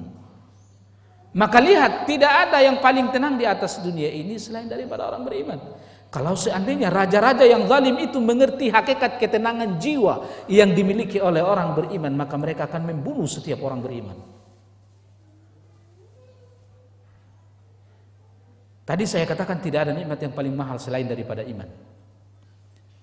Kalau ibu ingin tahu apakah ibu sudah benar-benar menjadi orang yang beriman, jawabnya adalah apabila ibu sudah merasa tenang ketika ibu melaksanakan konsekuensi iman itu, maka insya Allah ibu orang surga. Apa konsekuensi iman? Thalabul ilm. Saya kalau udah thalabul ilmu tenang banget, insya Allah dah, itu petanda dah itu. Tapi kalau awalnya sih berat, itu manusiawi, tidak apa-apa. Nah itu tadi perjuangan dengan syahwat itu begitu. Kalau syahwat mah bilang, ini kan panas, enakan tidurlah di rumah, pasang AC, ya. Nggak usah datang. Kemarin kan udah datang minggu kemarin. Itu syahwat itu, dia nggak suka. Jadi kita berjuang dulu, itu manusiawi. Tapi begitu ibu bisa hadir di sini, lalu selesai thalabul ilm, ada ketenangan jiwa. Nah itu pertanda itu orang beriman. Tapi kalau yang ada dalam hati, aduh, coba kali kalau saya ke mall, cuman kan nggak enak sama ibu ini sama ibu itu. Kalau saya nggak datang nggak enak mereka lihat. Jadi kalau yang ada perasaan rugi apa, itu pertanda ditolak. Konsekuensi iman itu apa? Qiraatul Quran. Kalau ibu sudah selesai membaca Quran, lalu ibu memiliki ketenangan jiwa, nah itu pertanda. Ibu salat adalah konsekuensi iman. Setiap kali ibu salat, ibu bahagia dengan itu. Itu adalah orang yang menjadi pertanda ibadah itu diterima. Jadi ketika kita melakukan konsekuensi iman lalu kita tenang dengan itu, maka itulah insya Allah ahlul jannah. Itulah benar-benar orang yang beriman. Selesai salat tenang, setelah qiraatul Quran tenang, setelah thalabul ilm tenang, setelah tahajud tenang, dan lain-lain. Tadi ada larangan, saya berhasil meninggalkannya, tenang. Ketika ada nikmat dia bersyukur, bahagia. Ketika ada musibah dia bersabar, tetap tenang. Nah jadi tidak ada orang yang paling tenang di atas dunia. Ketenangan itu adalah ketika ibu mendapatkan perintah, ibu lakukan. Ibu mendapatkan larangan, ibu tinggalkan. Ibu mendapat nikmat, ibu syukuri. Ibu mendapatkan musibah, ibu sabari. Ibu jatuh pada dosa, ibu taubati. Nah, itu adalah orang yang paling tenang. Setiap orang pasti mendapatkan yang 5 itu. Pasti mendapatkan perintah untuk dilakukan, larangan untuk ditinggalkan, nikmat untuk disyukuri, musibah untuk disabari, dosa untuk ditaubati.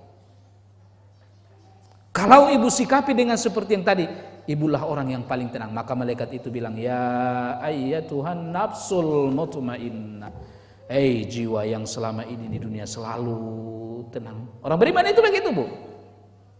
Dan yakinlah pada saya bahwa tidak ada kebahagiaan, kedamaian hidup kecuali apabila kita melakukan ibadah pada Allah. Tidak ada. Maka lihat, orang yang beriman itu ketika dapat nikmat gak songong dia. Dia tahu hari ini saya dapat nikmat, berarti Allah ingin melihat aku hari ini menjadi orang bersyukur. Ketika ia mendapatkan musibah gak marah sama Allah. Dia mengatakan bahwa hari ini Allah ingin melihat aku menjadi orang yang bersabar. Jadi orang yang beriman itu tidak bangga ketika dapat nikmat, tidak sedih ketika kehilangan nikmat. Jadi baiklah hidupnya. Maka Nabi katakan, ajaban li amril mu'min anna amruhu lahu kullu khair. Kagum melihat permasalahan orang beriman, karena semua permasalahan orang beriman baik. In asabahu sarra'un syakara fakana khairul lahu. Kalau ia mendapatkan nikmat, ia bersyukur, pasti baik bagi dia. Wa in asabahu darra'un fasabara fakana khairul lah. Kalau ia mendapatkan musibah, ia bersabar, itu pasti baik bagi dia. Itu orang beriman. Nah, jadi tidak ada orang yang paling tenang selain orang beriman. Dan ibu yakinlah sama saya, kalau ingin menjadi orang yang paling bahagia, orang yang paling tenang, lakukanlah yang tadi. Kalau mendapatkan perintah, lakukan, mendapatkan larangan, tinggalkan. Kalau jatuh pada dosa, segera taubati. Mendapatkan nikmat, syukuri. Dapat musibah, sabar. Ibu adalah orang yang paling. Kalau ibu sudah tenang melakukan itu, itulah pertanda orang masuk surga. Maka malaikat itu katakan, ya ayyatuhan nafsul mutmainnah. Kalau itu yang keluar dari mulut malaikat itu pertanda baik dah. Bahagia dah dia. Tapi kalau yang keluar dari mulut malaikat itu, ya ayyatuhan nafsul khabithah, orang yang berjiwa bejat, itu udah nggak bakalan selamat lagi selamanya. Inilah fitnah kematian yang pertama. Apa kata malaikat itu? Irji'i ila rabbiki radiyatan mardiyah, kembalilah engkau kepada Rabbmu radiyatan, benar-benar engkau akan puas dengan apa yang engkau akan dapatkan. Ibu, kata Nabi, sebuah gantungan cemeti di sorga. Tahu cemeti? Cambuk. Ibu kalau punya cambuk kerbau, ibu nggak taruh di lemari kan? Ibu taruh di mana kalau punya cambuk? Di belakang rumah, karena nggak berharga. Ibu udah takut itu hilang cambuk, ya kan? Seandainya di sorga ada sebuah gantungan, bukan cambuknya tapi gantungannya. Seandainya di sorga ada sebuah gantungan cemeti, itu jauh lebih mahal dari dunia dan isinya. Maka dari itu Allah katakan, kembalilah wahai orang yang beriman, yang istiqomah beribadah, keluarlah engkau dari jasadmu, engkau akan benar-benar puas dengan apa yang Allah akan berikan kepadamu karena ibadahmu selama ini. Dan Allah benar-benar ridho padamu.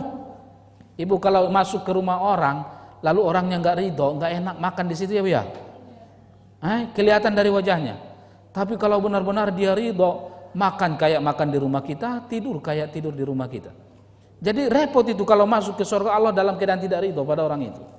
Nah, maka Allah katakan, masuklah engkau, keluarlah engkau dari jasadmu menuju Allah, engkau akan benar-benar puas dengan apa yang engkau akan dapatkan dari Allah, balasan kebaikanmu selama ini, dan engkau benar-benar diridhai Allah.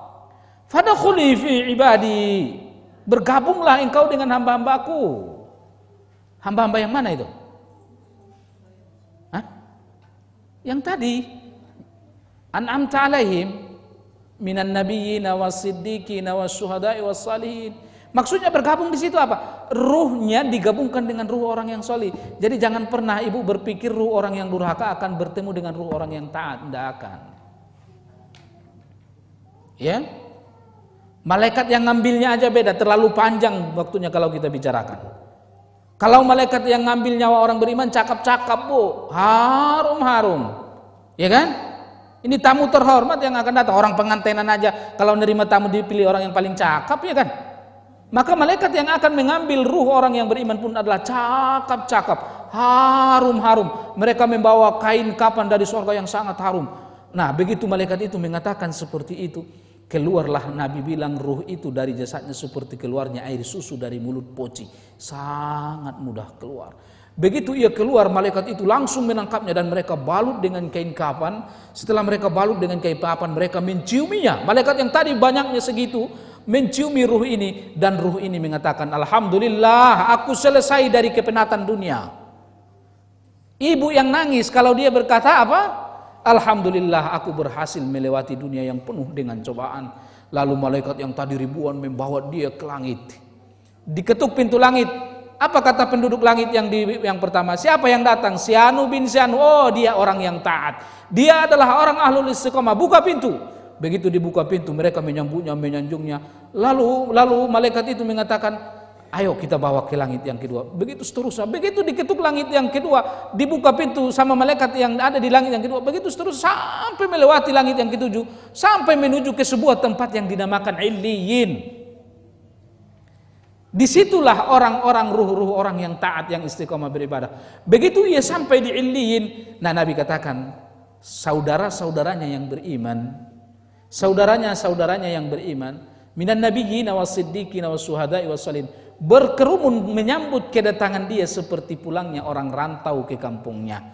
Jadi mereka bercerita tentang cerita lama, cerita dunia. Si Anu udah bagaimana tuh tetangga kita yang di sebelah? Kan udah mati. Udah mati gimana? Udah mati. Dia 5 tahun yang lewat mati duluan dia dari saya. Ah, masa sih? Iya, kok saya nggak ketemu sama dia di sini? Pokoknya udah mati. 5 tahun yang lewat dia udah mati. Oh, kalau begitu dia sudah kembali ke pangkuan ibunya yang sangat jelek. Ternyata ini orang adalah orang yang durhaka. Nggak ketemu di Illiyin, adalah tempatnya di Sijil. Jadi kalau ruh itu adalah orang yang durhaka, ya begitu. Malaikat bilang, hei jiwa yang bejat. Malaikat yang ngambilnya pun badannya kasar, kulitnya kehitam dan kebiru-biruan. Begitu ruhnya keluar, begitu dibilang keluar engkau dari jasadmu, ruh tidak berani keluar berpencar karena takut. Lalu akhirnya malaikat gebukin dia. Maka Abu Jahal kan matinya ditombak dadanya. Tapi anehnya punggungnya biru-biru. Sahabat bertanya, ya Rasulullah, Abu Jahal bukankah ditombak dari depan, kok punggungnya yang biru-biru?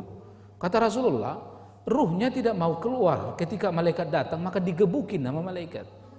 Jadi ruh orang yang durhaka, ketika malaikat itu turun, itu tidak mau keluar karena takut. Lalu dia melapor kepada Allah, Allah katakan gebukin, paksa. Nah, dipaksalah dia keluar. Nah, begitu keluar aroma yang sangat bau.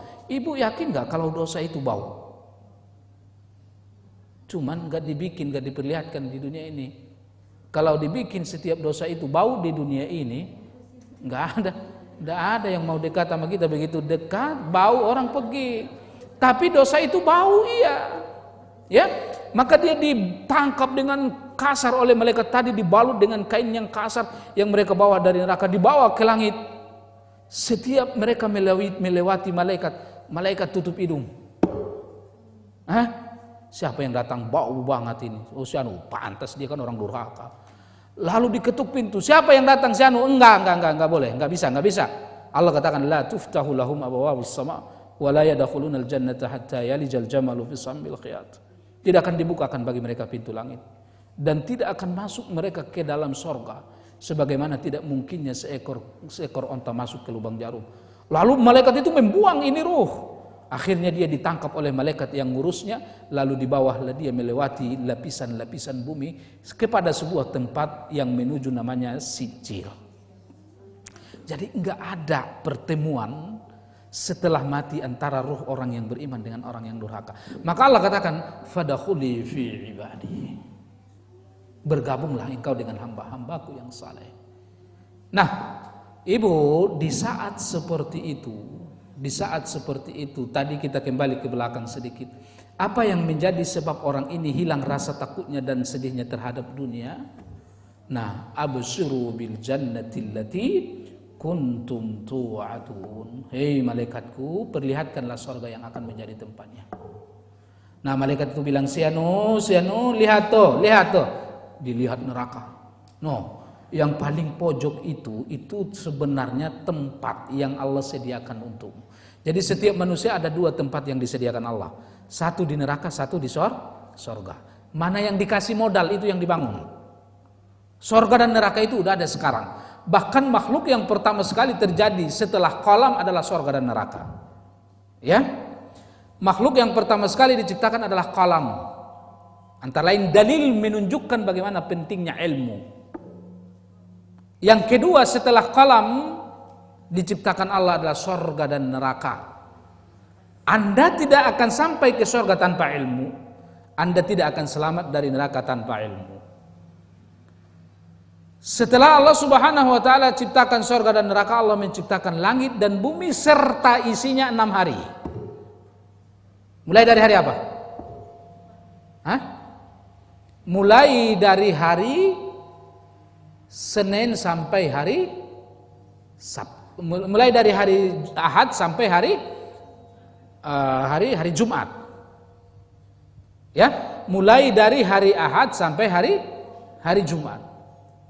Nah, Allah menciptakan langit dan bumi serta isinya mulai dari hari Ahad sampai hari Jumat, asar. Dari asar sampai maghrib Allah menciptakan Adam. Jadi makhluk yang pertama sekali siapa diciptakan? Adam. Yang pertama sekali apa? Qalam. Itu dalil menunjukkan pentingnya ilmu. Maka ayat Al-Quran yang pertama sekali turun Iqra juga. Nah sekarang setelah qalam apa yang diciptakan? Surga dan neraka. Sebagai bukti inilah tujuan penciptaan, surga, neraka. Setelah surga dan neraka apa yang diciptakan Allah? Langit dan bumi serta isinya. Karena tidak mungkin Adam diciptakan tanpa ada langit dan bumi. Langit dan bumi serta isinya itu adalah fasilitas yang disediakan untuk Adam. Supaya Adam bisa masuk surga. Kalau tidak ada langit dan bumi nggak bisa. Jadi langit dan bumi serta isinya diciptakan adalah untuk fasilitas manusia menggapai 2 tempat ini. Nah maka makhluk yang terakhir adalah Adam. Allah ciptakan dari asar sampai maghrib. Enggak mungkin Adam diciptakan dulu sebelum ada fasilitasnya. Nah, ya. Nah, jadi jangan salah. Maka tadi tujuannya adalah hanya surga dan neraka. Nah maka itulah yang menjadi sebab kenapa makhluk yang terakhir diciptakan adalah Adam. Karena memang tujuan penciptaan seluruh makhluk adalah untuk Adam supaya ia masuk surga atau neraka. Ya, ada keturunannya ya. Nah, jadi itu.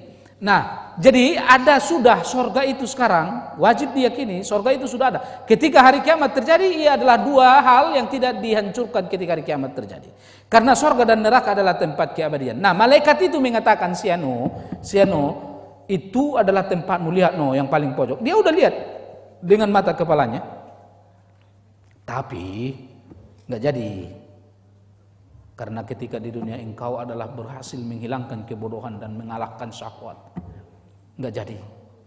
Yang menjadi tempatmu, nah tuh surga itu, lihat tuh. Nah dia lihat surga itu. Dia lihat surga. Lalu di depan istananya itu dia lihat di situ ada tertulis nama dia Siano bin Siano. Nah begitu ia lihat surga itu, coba ibu bayangkan. Saya tadi sampaikan hadis Rasulullah, sebuah gantungan cemeti di surga jauh lebih mahal dari dunia dan isinya. Ibu, orang yang masuk surga yang paling terakhir dan tidak ada amalnya selain daripada tauhidnya tidak batal, dialah orang paling terakhir masuk surga dan dialah orang paling miskin di surga. Tapi jumlah kekayaan dia 10 lipat dari nilai dunia. Jumlah kekayaan dia di situ adalah 10 kali lipat dari nilai dunia. Kalau saja cambuk atau gantungan sebuah cemeti di surga lebih baik dari dunia dan isinya. Atau kita analogikan seperti yang tadi, kekayaan dia, istana dia lebih mahal dari nilai dunia 10 kali lipat. Apa dia akan sedih meninggalkan dunia? Tidak. Apa dia akan takut mati? Enggak. Dia tahu kalau enggak mati enggak dapat ini. Maka dari itu Ahlus Sunnah wal Jamaah wajib meyakini bahwa ketika ahlul istiqamah hendak mati seperti itu, perasaan takut dan sejenak berubah. Tidak ada lagi yang paling ia inginkan selain mati. Dan ia gembira segembira-gembiranya. Ibu, tidak ada paling yang ditakutkan manusia di dunia ini selain daripada mati. Tidak ada. Maka manusia benci membicarakan mati. Tidak ada yang paling berbahaya, yang paling sakit dan paling yang ditakutkan di atas dunia ini selain daripada mati. Kalau ibu ingin saat-saat ini berubah menjadi hal yang paling diinginkan dan paling menyenangkan, maka jadilah ahlul istiqamah. Jadi udah berapa?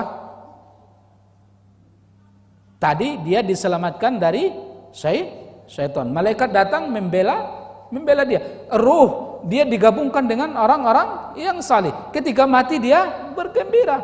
Sampai di kubur dia akan menikmati nikmat-nikmat surga. Ibu, inilah yang dimaksud inilah yang akan didapatkan ahlul istiqamah. Kalau hari kiamat terjadi, dunia diguncang seguncang-guncangnya, manusia berbangkit dari kuburnya, orang-orang kafir luar biasa takutnya. Kenapa? Karena inilah yang puluhan tahun bahkan ratusan tahun dia hidup di dunia, sama sekali dia nggak percaya itu. Nah sekarang jadi kenyataan, manusia dibangkitkan dari kuburnya, maka orang kafir lari tunggang langgang ke sana kemari. Mereka mengatakan, man ba'atsana min marqadina hadza ma wa'ada ar-rahman wa sadaqal mursalun. Siapa yang membangunkan kami dari tempat tidur kami? Selama ini kami tidak percaya ini, tapi ternyata benar apa yang diceritakan Allah dan Rasulnya dulu. Lari karena takut yang luar biasa. Ternyata kenyataannya sudah terjadi sekarang.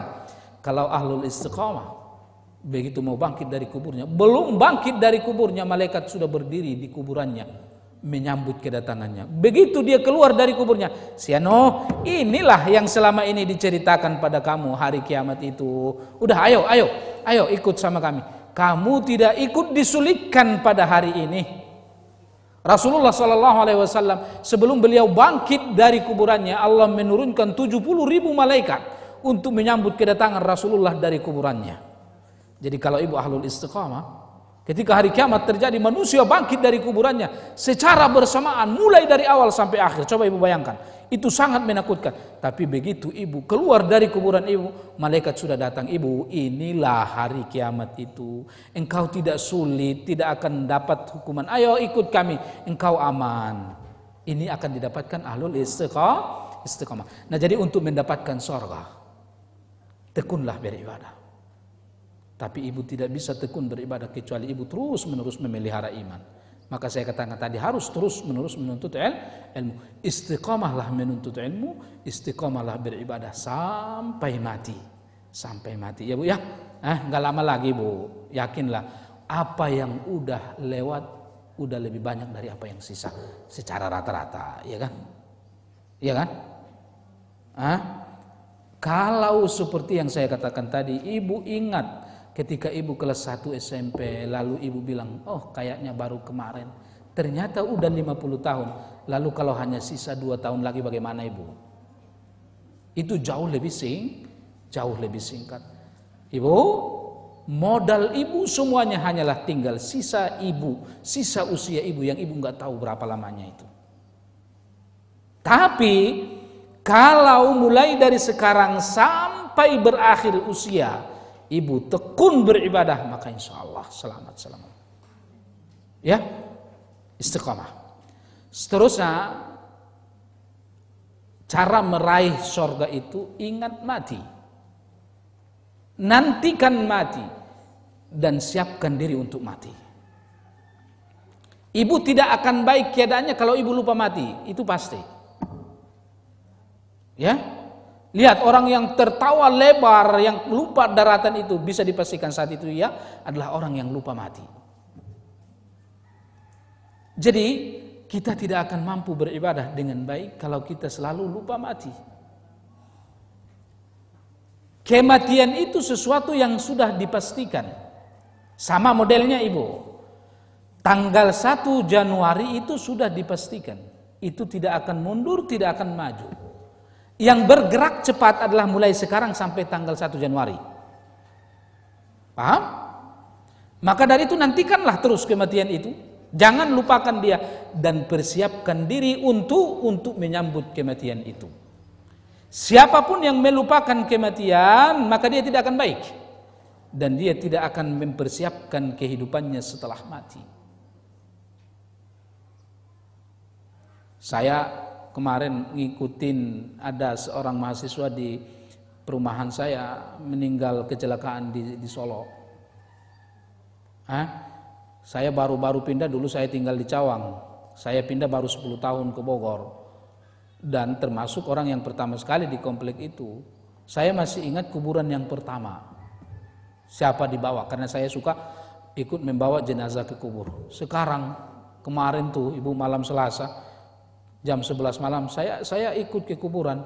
Udah penuh itu tanah wakaf. Udah penuh. Saya lihat satu persatu namanya. Semuanya masih saya kenal dan segar dalam ingatan saya. Saya masih hafal betul suaranya. Saya masih lihat bagaimana ia berjalan. Saya masih tahu betul bagaimana cara duduk dia. Alangkah singkatnya dunia. Penuh sudah tanah wakaf itu.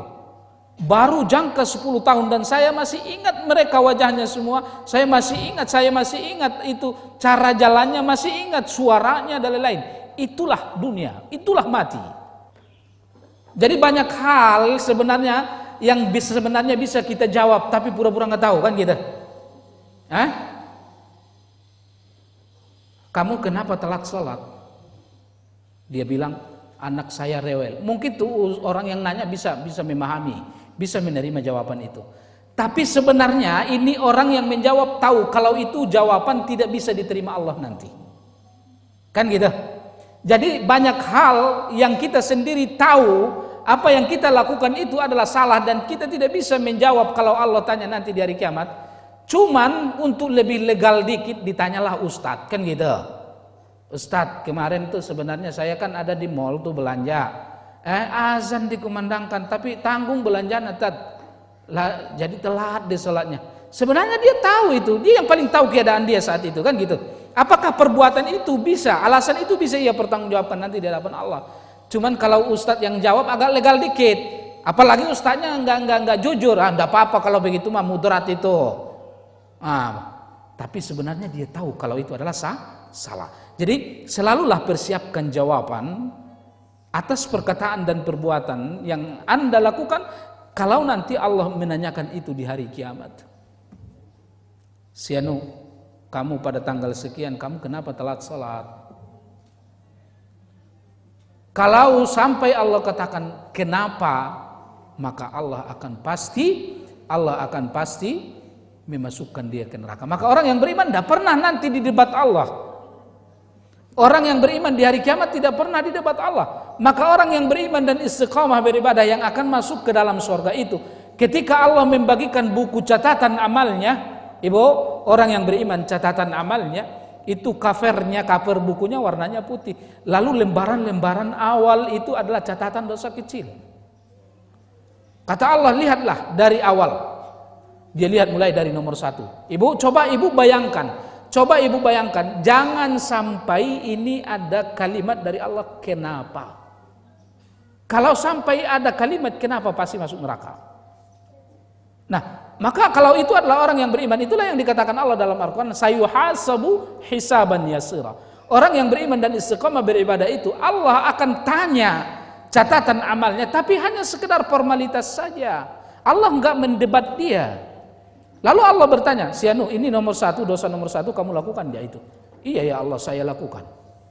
Dia ingat, benar, dan ada catatannya. Ya saya tahu, saya lihat, saya kan catat itu. Udahlah, nomor 2, pelong dikit, Allah nggak nanya, iya nggak?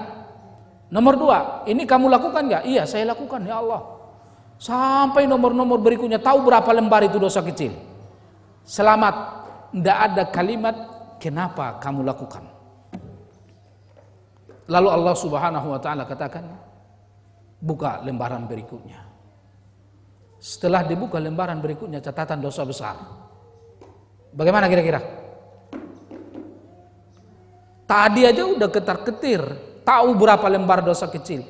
Jangan sampai ini ada kalimat dari Allah kenapa. Kalau ada kenapa, gak ada yang bisa jawab, pasti masuk neraka. Nah, dosa kecil udah lewat dan tidak ada kalimat kenapa, tidak ada pertanyaan kenapa. Nah sekarang dosa besar, apa kata Allah? Udahlah, lewatkan. Bagaimana kira-kira? Ini antara lain yang dikatakan Allah, radiyatan, kamu akan benar-benar puas. Kok dilewatkan ya Allah? Hunaka dzunubun katsir. Ini dosa yang sangat banyak, yang besar-besarnya di sini ya Allah, lembaran-lembaran ini. Iya, saya tahu, saya lihat. Kan di dunia dulu juga kamu sudah lakukan itu, saya tahu. Tapi kan di dunia juga dulu ketika kamu hidup di dunia, saya kan nggak bongkar itu. Lihat, antara lain bentuk kasih sayang Allah yang paling tinggi kepada kita, Allah tidak bongkar dosa kita. Cuman repotnya karena Allah nggak bongkar, nggak pernah memperbaiki diri, tidak bertaubat. Karena Allah nggak bongkar, kerjaannya bongkar dosa orang lain, kayak nggak punya dosa kan gitu. Ya kalau ibu punya dosa malam ini langsung malaikat datang tulis di pintu, repot bu. Yahudi pernah digituin, ya Yahudi pernah dihukum begitu. Begitu yang melakukan dosa datang malaikat tulis di pintunya. Oh, setiap orang yang lewat melihat apa dosa dia. Coba kalau ibu diperlakukan begitu. Hah? Jadi rahmat Allah yang paling tinggi antara lain kepada kita di dunia ini adalah Allah menutupi dosa kita. Jadi jangan karena Allah menutupi dosa kita lalu kita meremehkan dosa, aman dari dosa. Karena Allah menutupi dosa kita merasa diri baik dari orang lain sehingga berani membongkar dosa orang lain. Ya, maka dari itu Allah katakan, aku tahu kau lakukan dosa itu, aku tahu. Dan ketika di dunia aku lihat, dan sekarang kan ada catatannya. Dan di dunia dulu aku tutupi dosamu itu, aku tidak bongkar. Pada hari ini aku ampuni dosamu itu. Bahagia enggak? Bahagia. Buka lembaran berikutnya, buka lembaran berikutnya. Begitu ya, buka lembaran berikutnya. Catatan amal kebajikan. Satu kebajikan minimal dibalas 10 kali lipat. Coba bayangin. Ya Allah, saya tidak pernah memiliki kebajikan seperti ini. Iya, enggak pernah. Aku kan udah bilang sama kamu, walanajziyannahum bi ahsani ma kanu ya'malun. Aku sudah bilang, setiap amal kebajikan yang kamu lakukan, aku balas jauh lebih baik. Minimal 10 kali lipat sampai 700 kali lipat, bahkan bisa lebih. Kalau begini mah, kenapa begini doang katanya. Maka terjadilah keinginan yang sangat luar biasa. Apa keinginan itu? Sangat ingin menambahi kebaikan walaupun setitik saja, dan sangat ingin mengurangi keburukan walaupun setitik saja. Tapi enggak bisa lagi, ini adalah tempat untuk menerima balasan atas perbuatan, bukan lagi tempat untuk menambahi ketaatan dan mengurangi maksiat. Nah maka dari itu, sebelum kita mati selalulah persiapkan jawaban. Kalau saya melakukan ini lalu Allah tanya, apa jawaban saya nanti di hadapan Allah? Kalau tidak ditemukan jawabannya, maka jangan berani melakukan itu. Ya Bu ya. Saya mau berkata bohong. Kalau orang menanyakan banyak jawabannya, tapi kalau Allah nanti yang menanyakan, kenapa berbohong? Kalau ibu tidak temukan jawabannya, maka jangan sampai ibu berani melakukan itu ya. Nah inilah minimal hal-hal yang harus kita lakukan untuk menggapai surga. Saya ulangi, yang pertama adalah bersungguh-sungguh menuntut ilmu dan bersungguh-sungguh mengamalkan ilmu itu ya Bu ya. Yang kedua adalah istiqamah, dan itu sangat sulit kecuali ibu ingat tadi apa yang Allah janjikan pada ibu kalau ibu istiqamah beribadah. Seterusnya adalah apa tadi? Apa? Muraqabah ya. Muraqabah, selalu merasa diawasi Allah sehingga sama ketaatan kita ketika dilihat orang atau tidak dilihat orang, mutu ketaatan kita tetap sama. Seterusnya adalah menanti kematian terus. Kapan saya mati, dan mempersiapkan belanja untuk mati. Yang seterusnya, yang terakhir adalah hitunglah diri sebelum Allah hitung. Setiap kali mau berkata dan berbuat, kalau nanti Allah tanya, dan pasti Allah tanya, persiapkan jawaban untuk itu. Ketika tidak menemukan jawaban yang tepat untuk Allah, maka jangan lakukan. Ya, habis waktu, kita tutup dengan kafarah majelis. Subhanakallahumma bihamdik, asyhadu an la ilaha illa anta astaghfiruka wa atubu ilaik. Assalamualaikum warahmatullahi wabarakatuh.